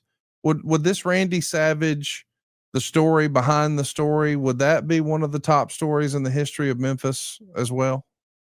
I definitely think it has to be, just because where Randy ended up taking off and going and doing, the importance in the history of Memphis itself with the invasion angle, never being done anywhere before. It was a big deal, because I remember in the Memphis newspaper, there was clippings about the match they came, I want to say ICW came in, I want to say December of '80 or maybe November. Anyways, and same thing as you were showing those clips from Kentucky, if Dundee or Tojo or whoever, Jarrett, show up in the ring, $1,000 a piece. All they got to do is show up. And they had to show at the Cook Convention Center. I had no idea what the results were. But in Memphis, at least, ICW had been on the UHF station, 1980, 1981. I want to say for about 2 years it was on there. And in those interviews, Savage would spend his entire 10-minute interview talking about Memphis wrestling. talking about Lawler, talking about Jerry Jarrett, talking about Dundee. He talked nothing about ICW. It was 10 free minutes of advertising for Memphis Wrestling. And the Memphis fans saw it. Memphis fans were flipping over and watching that show or recording it, watching Memphis Wrestling, and then taping the ICW and watching it later. That reason, they might not have gone and seen any of the ICW cards ever, but they knew who the heck Randy was. And one thing Jeff touched on was the body language of Lawler at the beginning of the match. He just told everything in that, not wanting to tie up yet. What's going to happen here? I mean, that anticipation there, that unknown. All the fans were feeling it from Jerry, and like I said, it's a DQ, not a big deal, but in the fans' eyes, this was a huge payoff for 4 or 5 year tension that built up. For that reason, all of that, I think that's why this is one of the biggest feuds. Top 10 easy. Jeff, let's give this some modern wrestling context. A few years after this, people would point to Sting and Ric Flair at the first Clash of the Champions, and they would say, "Oh, that was a star-making performance. Ric Flair made Sting that night." You fast forward several years from there, and you would see at WrestleMania 13 the famous double turn, where Stone Cold Steve Austin became a babyface and Bret the Hitman Hart became a heel. A lot of people would say, "Boy, that's the springboard that launched Steve Austin into the stratosphere." I know this is maybe not as mainstream as those examples, but this feels like Lawler helping make Randy Savage a star. Is that the way you see it?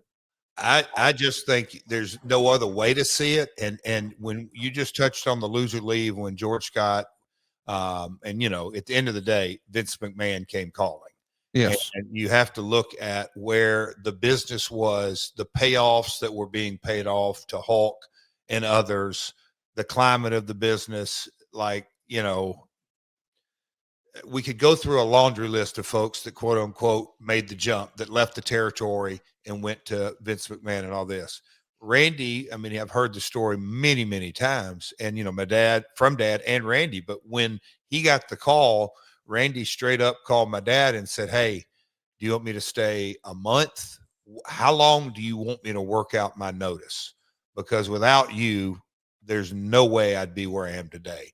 You not only gave me an opportunity, I am a completely different box office attraction today than I was when I got here." And so Randy knew this program in so many ways as a single talent put him on the map. It is the story. It is the angle. It is the Lawler. Again, I like to say, Prime King was really 79 to 84, 85 as far as in-ring days. And this is 82 and 84. So this is Prime Lawler putting over a guy in a massive, massive way. And Randy, through Mark, what he just said perfectly, they knew who Savage was in the IWC, but he didn't have a platform. He just didn't have the Mid-South Coliseum, didn't have the Louisville Gardens, didn't have Rupp Arena, didn't have Evansville Coliseum, didn't have Nashville Sports Arena to really, quote unquote, hit the big time. This is Randy's first touch of the big time. Mark, we know that, obviously Randy's dad is a veteran wrestler and also a promoter. Do you think he was learning the business much like Jeff was growing up? And I know that, at this point, Jeff is not in the business necessarily, but I think Jeff sees wrestling differently than a lot of other quote unquote just wrestlers because he had seen his family on the promotional side. Do you think Savage carried some of that through his career, in your opinion? I really do. They had that sporting background: baseball, basketball, football. Jeff touched on they were up from the Chicago area, Downers Grove area. Both the boys were like all-stars in high school, in all sports. So Angelo was a huge fitness freak, and they had that fitness freak. So I think they were more or less probably pushed into it, but they were willingly pushed into it, is my opinion on it. They both excelled. I mean, obviously Randy more than Lanny, but they lived and breathed the business. You know, Conrad, another little note here that, again, I've said this a couple of times, but watching this stuff, different things pop into my brain in that, you know, we've touched on it in 1989, 90, when Dusty and Jimmy, you know, they back channeled and had, little did I know, I was asked to go to WCW, and my old man told him no, and all that. But there was a reason, because he knew once you debut on a national stage, a national platform, quote unquote, when you debut on the big time, you better be ready. And so I think the nature of the business doesn't really give us those opportunities as much. But a kid that debuts in Ring of Honor or NXT, you know, you see them in their rookie days. The majority of these folks kind of saw Randy here and there, but the first time they saw Randy, quote unquote, in the big time, he's in the main event against the top star. It just, and given a pile driver, which is the most devastating move in wrestling, yeah. and obviously Lawler's signature move. We just saw the interference there. Catch everybody up about what's happening, Jeff. Well, it's Angelo Poffo, the father, comes in, and there's the DQ, and it's just a simple DQ. But here's what you need to notice. They're throwing shit in the ring. It's heat. All they did was a simple DQ, but people got screwed of the finish. There's Austin Idol making the save. But again, you know, people, now that the match is over, some of the modern fans might be going, wait, that's it? That's the DQ?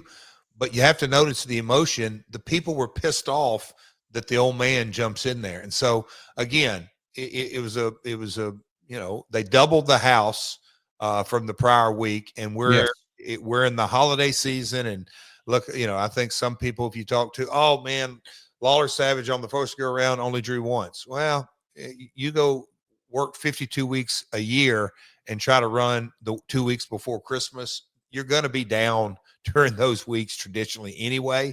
But the loser leaves in 85. They were a box office attraction every time they got in the ring against each other. And look, Lawler down off the pile driver. Now, again, it's a different era, but just there's old guy Lydell Coffee at ringside. But yeah, look at the people filing out, pissed off. This Another was thing real quick. Just wanted to say on that card, another big reason I think with the advanced sales being so high, over 8,000, that was the first night the Road Warriors were in Memphis. they were the match before Fabulous Ones Yeah. versus Road Warriors. Yeah, and that's the month that the PWI Awards issue for 83 came out with them on the cover. Beautiful. Yeah, as a reminder, we are in December of 83, so we're just less than 2 weeks removed from the very first Starrcade. We're still a ways away from the very first WrestleMania. The opening match this night in Memphis was Angelo Poffo beating Buddy Landell. Then we had the Grapplers over Stan Frazier and the Jaguar. We had a 12-man tag match, like a who's who. You got the A-Team, the Bruise Brothers, the Moondogs, Art Cruz, Bobby Eaton, Coco, Robert Gibson, Terry Taylor, and Tom Pritchard. A singles match with Bill Dundee over Ricky Morton. And as Jeff pointed out, the referee in the match we just watched is Ricky Morton's father. We'd see Austin Idol and Dutch Mantell team up against the Midnight Express. And then the match you just referenced, the Fabs versus the Road Warriors. And then we follow it off with Jerry Lawler and Randy Savage. I mean, what a stacked and loaded card this was, Jeff. We know that we had a DQ finish in our main event, so it makes sense that we're going to come back next week and do it in a cage match. I can't thank the folks who allowed us to watch this enough. If you haven't already, go watch classicwrestling.net. Use our promo code Conrad30. You'll get to save up to 30% off. But seeing such a high profile match, and really his first match like this, that's got a ton of historical significance for wrestling fans, for Randy Savage fans, for Memphis fans, for Lawler fans. That was a real treat, Jeff. What'd you think? I loved it. And I don't want to lose sight of, there's a lot of angles in wrestling. And, you know, when you see Lawler, you think of Kaufman and different ones. But in this era, yes, everything was portrayed as real and it, you know, these back in the kayfabe days. But and I know, to my knowledge, this type of setup of the invasion, the invasion angle done at a different level, with so much validity to it because they had run opposition. I think that in and of itself really makes this angle storyline match so unique. It really was a special day. I mean, I'm thankful that we were able to see this. I'm thankful that we were able to learn a little bit. If you would like to see more of Mark James' work and learn more about wrestling, you will be a smarter, better wrestling fan because you went to markjamesbooks.com. If fans are looking to learn more about this era in particular, what books have you developed you would recommend, Mark? Right before this, the 82 yearbook's really good. Because in that one, it does reference when Dundee got into it with Randy Savage and Angelo Poffo. That's in that book. That'd probably be the best one. My first book, my Memphis Wrestling History Volume 1, it's got all the cards and results, and it covers the 70s and the 80s, so you can see all the matches they had together in Memphis. So there's a couple in there like that are probably the best ones to look at. To be clear, we're going to debunk some myths. You don't believe the whole Randy Savage pistol whipped Bill Dundee story, correct, Mark? Not really. I think Angelo and Randy jumped him and started hitting him. I believe the only gun involved was Dundee's gun when he got it out of the trunk as he was getting beat up. We could talk all day about this outlaw story. I know you know more about it than I ever would, Mark. I got to ask, is it true that somewhere along the lines, years before Court Bauer and MLW tried to sue WWE for running a monopoly, is it true that the Poffos filed a $2.5 million lawsuit against a bunch of different promoters, everyone from Eddie Graham to Jim Barnett to the Goulises to the Jarretts and everyone in between? Is that real? Yeah, I've actually seen some newspaper printings of that. I know Jerry Jarrett specifically was one of the ones. I believe Goulis as well. I'm not sure who else was in there, but yeah, I've definitely seen those in newspaper print. I mean, the story, just so we're clear, is if that lawsuit became mainstream, Jeff, it would have exposed the business in a pretty significant way, don't you think? Well, the Jack Pfeffer stories of exposing the business and dropping handbills over certain things. And again, when you really, and I'm not the expert at all, but the lineage of the business from the carnival days, it didn't jump from the carnival days to sports entertainment overnight. There's a real lineage of territorial wars, lawsuits, double crosses, lawsuits like this. I mean, I read in the notes the Ronnie Garvin story. It's almost hard to fathom that could happen this day and age. Ron Fuller, Ronnie Garvin story of, this promoter is going to give away $10,000 to the winner of the battle royal. Well, this certain battle royal this thing's going to give away a brand new boat. It's some kind of match. Ron Garvin won, quote unquote, won the boat, which was really the promoter, Ron Fuller. He took the boat for real and went to work for IWC or ICW. I mean, it is because the only way he could have gotten it back is to acknowledge that wrestling is predetermined, and he couldn't do that. Like this business, when you hear these kind of stories, you just go, me and you will text you. That's wrestling.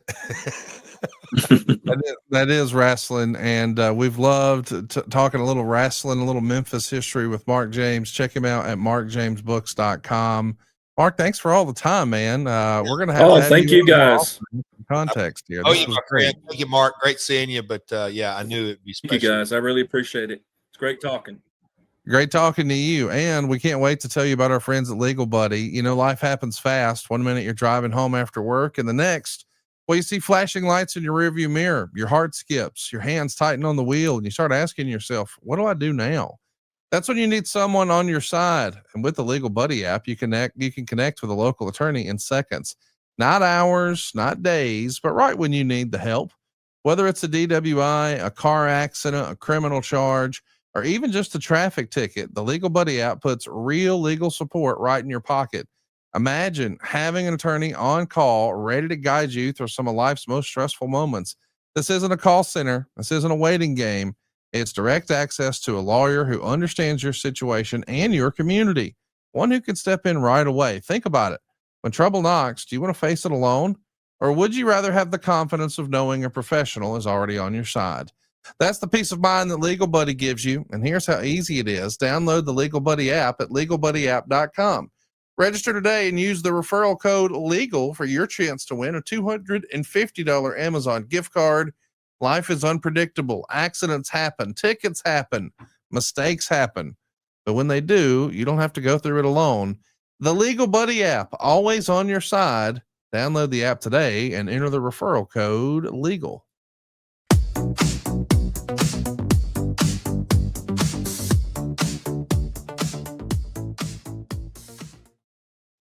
Well, Jeff, last week our discussion about WWE ticket prices really got everybody talking in the comments. Viewers were sharing their feelings about the new circumstances in TKO. And one of them caught my eye. It's our YouTube comment of the week from Cool Hand Comedy, who wrote, WWE is absolutely pricing us families out. There's no way I can take my kids to see their favorite wrestlers in person. I mean, listen, I know that, you know, you've often said here on the show, it all comes down to goal alignment. TKO's goal is to add as much shareholder value. It feels like there is an opportunity for every other wrestling promotion as a result of this, don't you think? I think massive.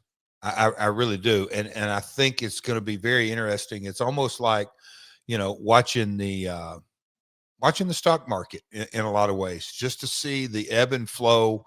But I do believe, you know, goes back to the simple 101. As long as fill in the blank, any wrestling promotion, as long as they emotionally engage with their audience, they can get people to consume their product, and, you know, a lot of times spend money to do that. But you better stay on top of that emotional engagement, because it can evaporate overnight. And I think that is something that, you know, not just AEW, man, seize the opportunity and price it right and get them, because the economics is very simple. The higher the prices go, the smaller your audience gets. It's that simple. By the way, it's also simple. If you would have signed up for adfreeshows.com, you would have been able to be a part of our live studio audience. I want to give a little love to some of the folks who were hanging out this morning, like Coach Keith Morrison, easy for me to say, Greg Jacobson, Coach Rosie's here. I know that little Jimmy Sorensen's here. Man, we got a who's who in the group chat. Everybody really loved the playback and Mark's guest appearance. Coach Keith even says, thank you, Mark. And he points out that although his number of weeks are wrong, the following month after what we just saw would be the debut of Hulkamania. Hulkamania would start running wild when Hulk Hogan wins the world title on December 24th, 1984. So 6 weeks after that, Hulkster wins the belt and we're off to the races. But it was the very end of this year. Wow. We just watched 1983. The first TV taping back for the WWF is where Hulk Hogan would debut. And 3 weeks later, what do you know? He's the world champ. He's the king of the mountain. Little did any of us know at the time, the greatest opponent he's going to have is cutting his teeth with Jerry Lawler in Memphis. It's really cool when you think about it that way. That is I just kind of the launching pad. Wow, dude. Thanks, Coach. That is, I'm sure you enjoyed your weekend of football in so many ways, but I'll be damned. Hulkamania born, and in a lot of ways, Macho Madness was born in a big way. So, Jeff, I think since, you know, we know your personal fandom as a fan, Lawler and Savage are sort of 1A and 1B all time for you. So I thought, who better than to ask Double J's top 5 Jerry Lawler angles or feuds? 5, 4, 3, 2, 1. It's time to count down the top 5. Brought to you by SaveWithConrad.com. Starting off at number 5, Jeff, you've got us in a little two-way tie. You couldn't pick. You couldn't keep it to just 5. So we've got a tie here at 5 versus your dad and versus Jackie Fargo. Why do you have a two-way tie here at 5, Jeff? Conrad, I know you've seen the movie Tommy Boy, right? Oh yeah. You know the scene when Farley sits down in front of the potential vendor, and when he comes up, his hair's just all over the place, and he's like this. Me trying the task of coming up with only 5 of my top 5, because different eras, they all meant, I think, something not just different to me, but different to Lawler's career in so many ways. And look, funny how we're segueing into this. Without the Lawler Savage angle, Savage would have been successful, no doubt. But how would he have gotten there? It'd have been a completely different path. I really think Lawler set Savage on the trajectory. George Scott, all that kind of stuff. I think the same thing goes for Lawler's career. My father was booking for Roy Welch. It goes without saying, the stories, all kinds of ways. Everybody knew Lawler was super, super talented. Young guy, wasn't the craziest athlete in the world, didn't even play sports in school. He was this great artist that sent in pictures, and Fargo took a liking to him. They became buddies. But okay, he got in. He was a hell of a bump taker, trained over in Arkansas, quote unquote, by an outlaw promoter. Not a lot of formal training. Lawler just not only had the it factor, just the storytelling and the artistic, it all came in a lot of ways second nature. But to really get him understanding the business and tell the story, what do you do to a upcoming heel to really establish them? You have them not just work with the top baby faces, but do storylines where you eventually get this heel over. And Jackie Fargo, the legendary, the fabulous one, often imitated, never duplicated. He was the legend in the territory, and just super, super, super big box office attraction. But the week in, week out, boy next door, the heartthrob, the good-looking baby face, up and coming, that was in his prime, and the people didn't know he was the booker, and the people didn't know that he wanted to get out of the ring about as fast as he possibly could, because he wanted to make the money of the booker and later the promoter, was my dad. And so the 2 stories, the 2 programs, the 2 angles that really put Lawler not just on the mat, cemented him as a main eventer, just like Lawler later did with Savage and multiple others, was Jackie Fargo and Jerry Jarrett. And I think without those 2, the king of Memphis really isn't the king of Memphis. So that's why I had to give Fargo and my father a slot in my top 5 angles with Jerry. Coming in here at number 4 on Jeff's list of Jerry Lawler's top 5 most famous angles or matches. This time it's Austin Idol and Tommy Rich.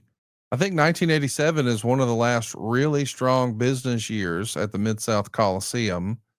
And Idol and Rich had tremendous chemistry. It got even better somehow when a very young Paul Heyman joined them as the manager. It's not like Paul Heyman back then is who he is now. He was still green and learning the trade, so to speak. And it's not like these 2 guys necessarily needed a mouthpiece. I mean, Idol and Tommy Rich, my goodness, why did that work so well? You know, again, and I actually throw out some honorable mentions on these top 5, but when you go back and kind of look in totality of Lawler's, I'll call it run, the king of Memphis. And look, this is not, into the WWF days when he went work with Hart and all that kind of stuff. This is the Memphis, his career. Austin Idol had been his partner and opponent. Same with Tommy Rich. We touched on that on a couple of different episodes. But a young Paul Heyman, if you go on to look at Paul's career, even to this day, it's really hard not to see a massive amount of Austin Idol and Paul Heyman's promos. But the dynamic of good old Southern boy and Tommy Rich, the universal heartthrob in Austin Idol, and this young, brash New Yorker, those 3 coming together. And look, by economic circumstances, Lawler and Rich and Idol weren't always on the card. It isn't like they were this cemented tag team. They were both known entities. You know, Tommy, former NWA world champion, been a fabulous one, but could work his ass off. Those Lawler Rich matches were damn good, and Idol too. And those chemistry came together. And at the time, Lawler's current wife at the time, I believe there was a hankering for kids. And so he was going, I think the story's out. Yeah, he was going to have a reverse vasectomy.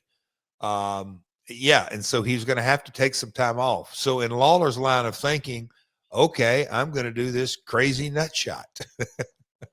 And he did it, and it was a post, and that angle and the way Lawler saw it and time off.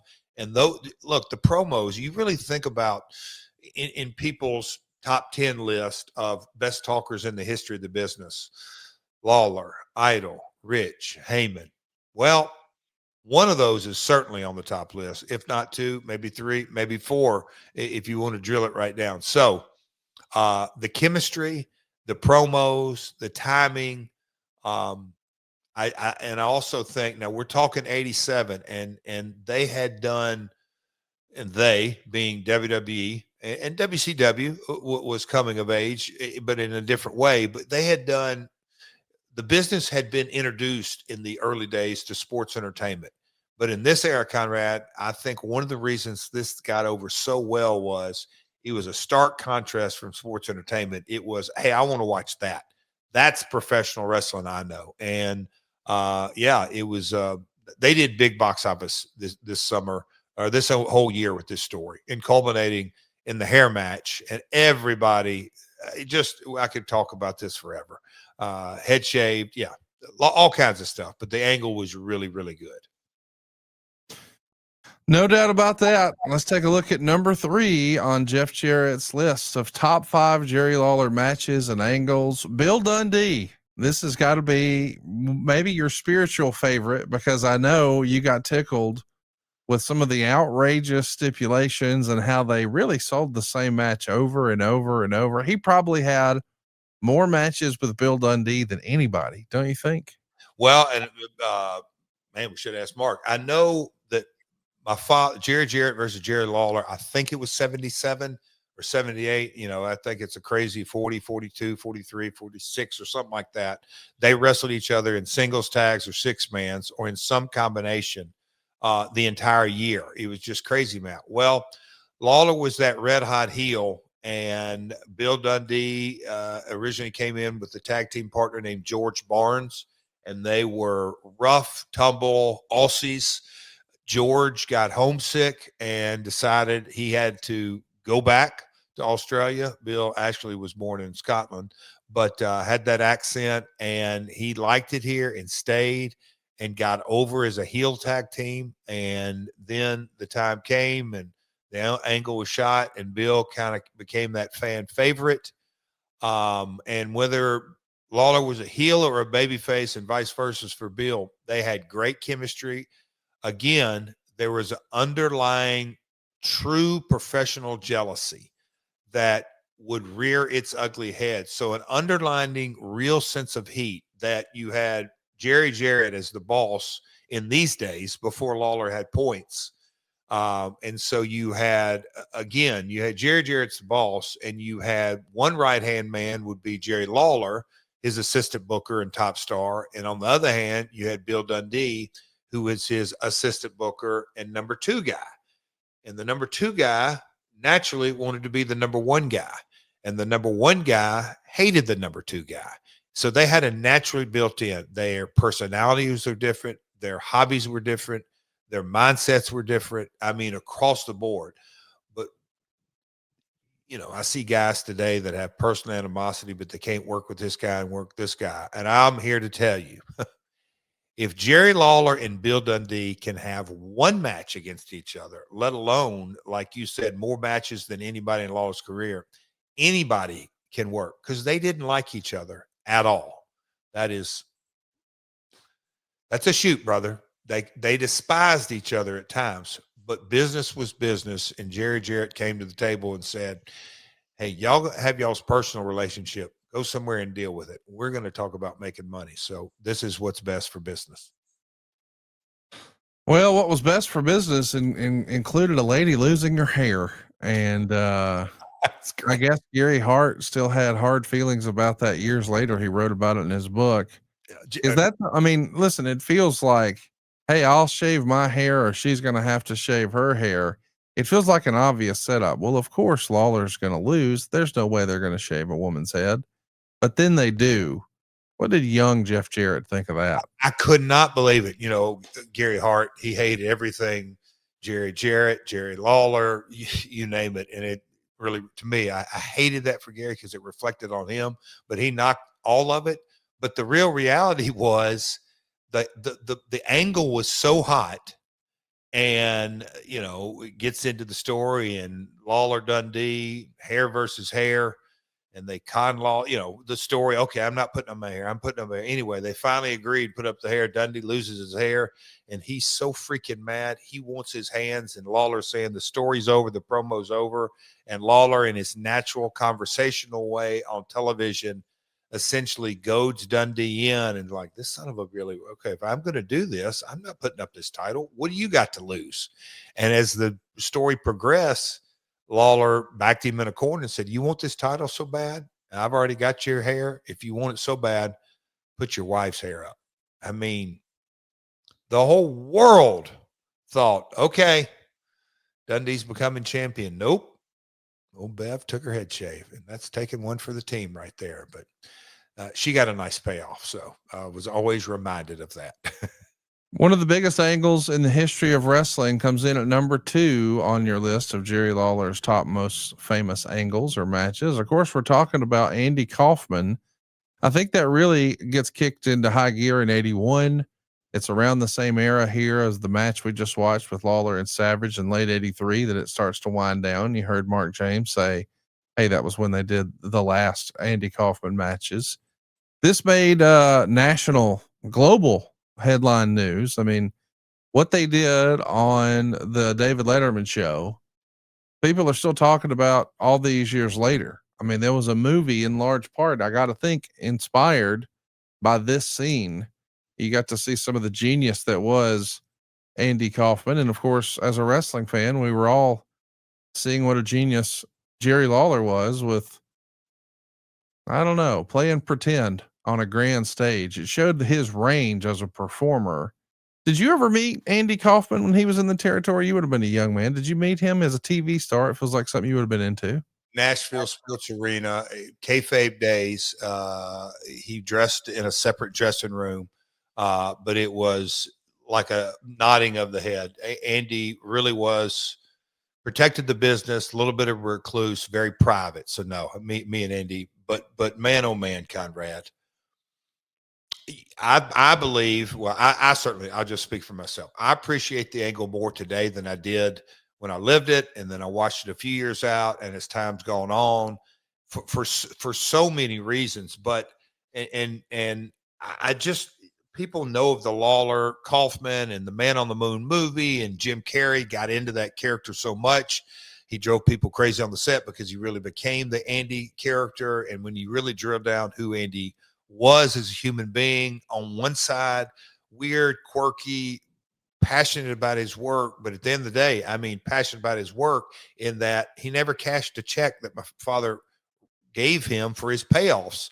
That's how much he respected the business, which kind of blows my mind in a lot of ways. In that story, my dad's bookkeeper saying, hey, this Kaufman guy doesn't cash his checks.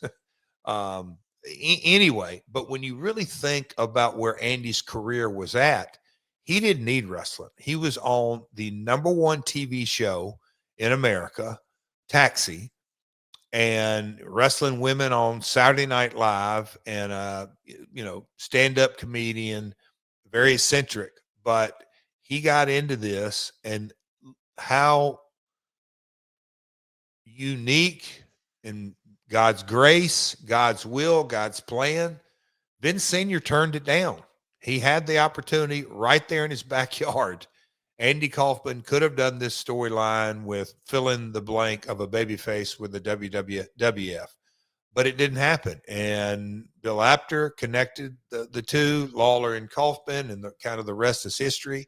But the protection of the business, the execution of the angle, Lawler, the top ass kicking guy that most of these cards, Lawler wrestled a main event match and sold those tickets. And then the addition of, hey, I'm going to kick Andy's ass, non-sanctioned, lights out match, because he's insulting not just my business, but you fans out there, because that was Andy's shtick, ragging on Southerners and their hygiene habits. But Conrad, this business, in a lot of ways, the roots, you hear, and I know Ali and Frazier and different football players have cross-pollinated, but when they left their sport and came into ours. When you look at the Kaufman-Lawler angle and the Letterman segment specifically, it left a lasting impression on our industry as a whole that I believe still resonates to this day. I want to mention, there is a great documentary out there you should look up if you're looking for more Andy Kaufman stuff. It's called I'm From Hollywood, and it's a 1989 comedy documentary.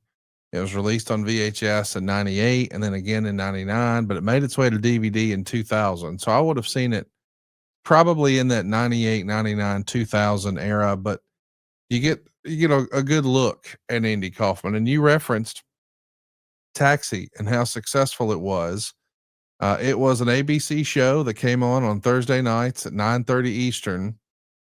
And for the season 1981 to 1982, that television season, Jeff, the average rating for season 3 of Taxi was 20.5. Now that was still not high enough to make it the most watched. In fact, it was the 24th highest rating of the year as far as most successful program. But still, when you think about it in the context of today, that television show did a 20.5 rating. It's unbelievable and shows you just what a star Andy Kaufman was. Hey, Conrad. Yeah, come on. He was the lead, our man. He was the man, the one and only Danny DeVito. Let's take a look at number 1 on Jeff Jarrett's Jerry Lawler's top 5 most famous opponents and angles list. It's Jimmy Hart and the First Family. Listen, I think a lot of our listeners are familiar with Jimmy's work in the WWF, and they know that he was the maestro who came up with so many iconic theme songs. They may not know that he was, years before there was a Heenan family, there was a First Family in Memphis. It was all about Lawler versus Jimmy Hart for years, right? Conrad, and I believe, and look, it wasn't the first, wasn't the last, but the lessons I learned that I applied at different times in creative, to my matches, to different stories, when I watched, when people come up to me, hey, I have concession, some suggestions on stuff, kind of stuff. But you got to go back, and I won't get too long-winded here, Conrad, but Jimmy Hart was a national rock and roll, the Gentrys, Keep On Dancing. He had number ones, toured the country, American Bandstand, and had come back home to Memphis because his music career was not what it once was. And he did the hang around with Lawler, and they became buddies. They went to the same high school together and all that, but he just kind of did the hang around. And then Lawler took a liking to him. Look, Lawler doesn't need a talker, but he brought Jimmy, and Jimmy became his manager, and they just clicked. And then they got hotter and then hotter and hotter. Again, this is a true rock and roll music star that you can see now every Saturday morning as the Kings manager. And Lawler being himself a music fan, but that picture right there that we're actually looking at right then told so much of who they were, in that, Jimmy is out in front. He's the manager, but it's like, hey man, here's the guy. And when the King opens his mouth, you just want to slap the taste out of it. What a hell of a heel duo right here.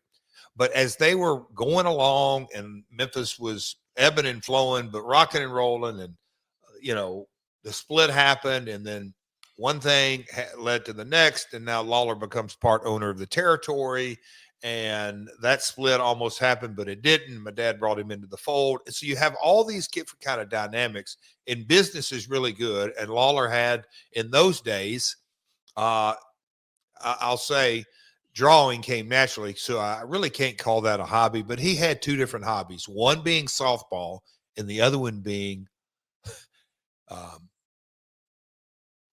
I think it was supposed to be two-hand touch football, but they played park in the Sunday, the softball group would also play football in the park. And it was not a easy game. Maybe it's a tackle football, but I think they still called it touch football, but it got really rough. And Lawler broke his freaking leg, and he's the top baby face. And we've hit on it multiple times during this business. My dad's like, holy shit, I told you to freaking not play softball and football. You stupid. Now you're not just, now your hobbies, as Conrad, as I've learned to say, now your problem became my problem because you're the top star and you didn't hurt it in the ring. You hurt it all playing grab ass. So there was a real tension on that. But as the story goes, Lawler got really pissed off at this Saturday morning. He's sitting at home with a broken leg, and my dad is creatively thinking, how the hell am I going to get myself out of this and get up and running and really move on? And so being the top heel, and Lawler can do it all, make opponents. That was the whole business was revolving around Jerry. And so what my dad do, he said, I'm going to transfer Lawler's heat, not just some of it, all of it. And he had Jimmy Hart go out on TV and gave, I'll call it half shoot, half real, but he laid into a promo and laid it out. What do you do to a horse that breaks his leg? Jerry Lawler's broke his leg. What do? You shoot him, you ship him off, you bury him, and then you go get a new racehorse. Ladies and gentlemen, without further ado, the new king of wrestling, the new king of Memphis, Precious Paul Ellering. And from that point forward, Jimmy starts to bring, you have a king and you have your first family. And so the lessons I learned in this, and that's why this is a personal top 5 of mine, but my old man's whole mentality, there's Kevin Sullivan, Chick Donovan, that's Wayne Ferris in the background. I believe that's the Nightmares, Danny Davis and Ken Wayne. But the lesson I learned here, Conrad, is that my old man said, if you get one guy hot, then you can get 2 guys hot. And if you get 2 guys hot, you can get 3 and 4. But it all starts with that one. And so my old man made it a point that Lawler was his guy, that everything was built around. And when he went away, he had to make Jimmy his guy. And they made money off this angle for years because in an instant, Lawler, who, a notorious heel and this and that, he turned him babyface overnight, knowing, okay, Lawler ain't going to take kindly to being replaced overnight. And so that angle, not only did they keep it on and rebuilt the territory and kept going, they had a ready-made angle. But, my old man's whole lesson to me when I would ask him and he would teach me and I'd hear the story maybe more times than I wanted to was get one guy hot.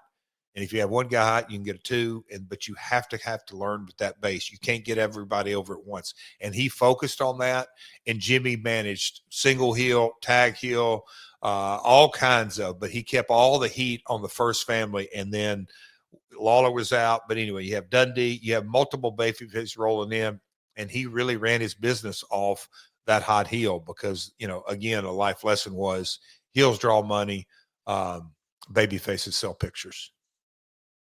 Well, you guys were selling a lot of tickets and a lot of pictures with these top 5s. The rest of your honorable mention list include Nick Bockwinkel, who we know there was an AWA relationship with, of course, Randy Savage, which we just spoke about. I mean, we could go on and on about that one. If you really in a tag match, you and Jeff or you and Jerry against the Moondogs. So Jeff and Jerry, we know that Jerry and Jerry were partners, but now the partner and his son against the Moondogs, that rounds out your honorable mention list. You had fun with this top 5 this week, didn't you? I agonized on it too much. Me and Lawler, we were in the feud of the year with the Moondogs in 91 or 92. So I did. I really, all of it is so personal to me. And you probably saying, well, Jeff, you just talked for 90 minutes on the Savage angle. I want to be clear that the Savage match still is within the first family.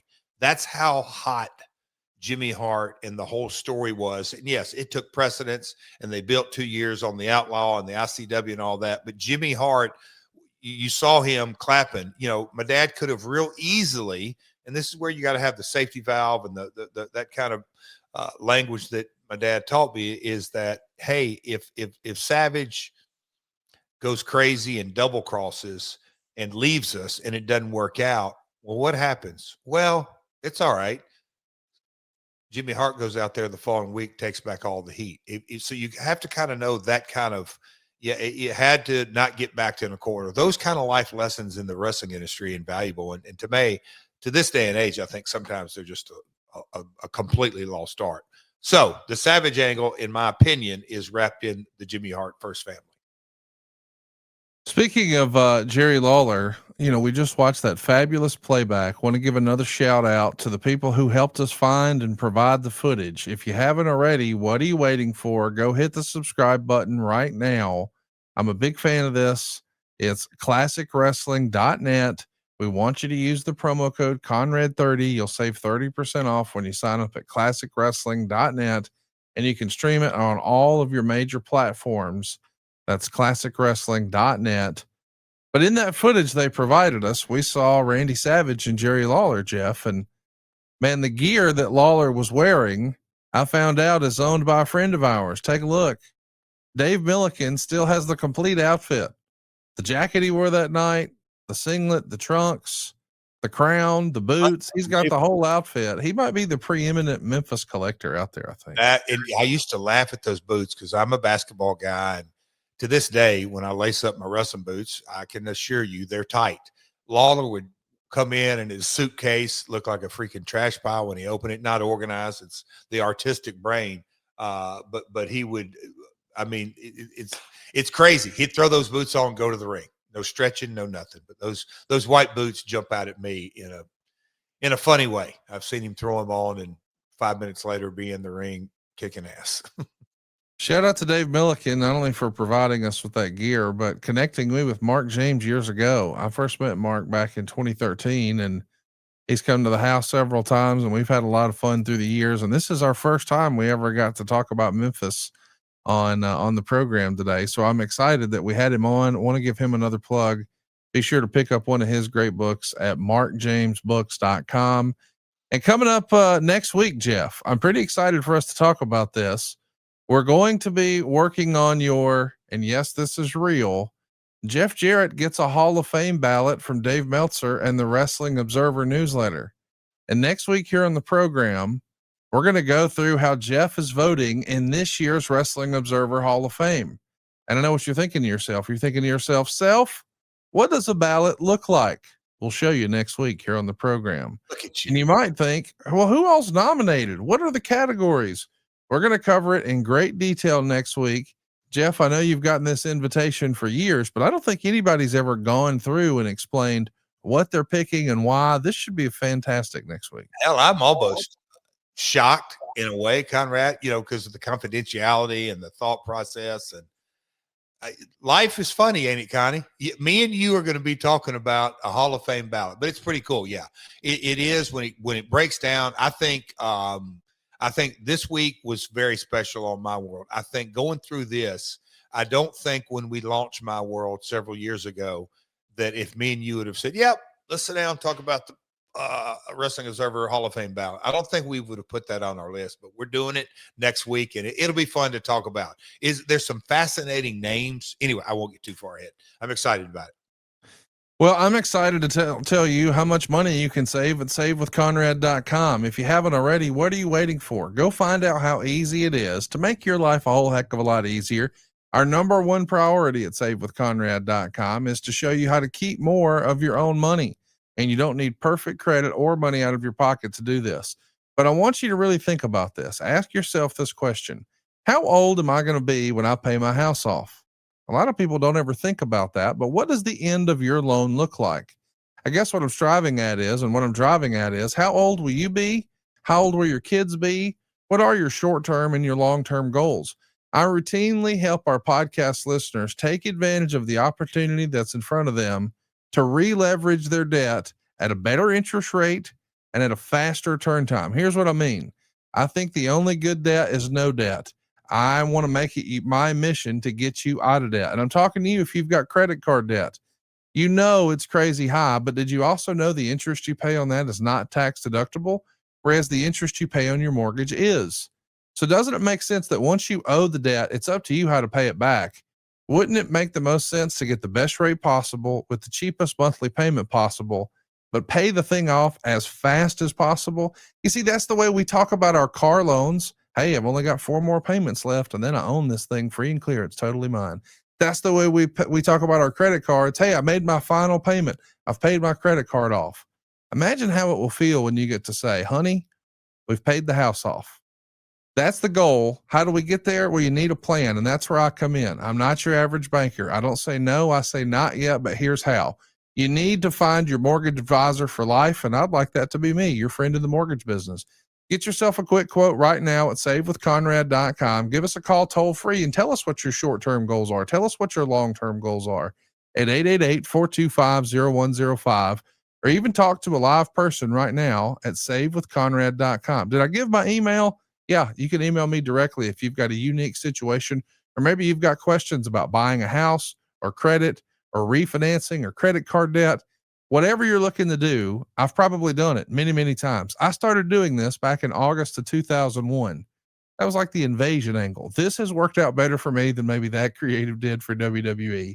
Find out how easy it is to save money with us at Conrad at savewithconrad.com. That's my email. Fire it down, Conrad at savewithconrad.com, or go right now to savewithconrad.com. NMLS number 2129, equal housing lender.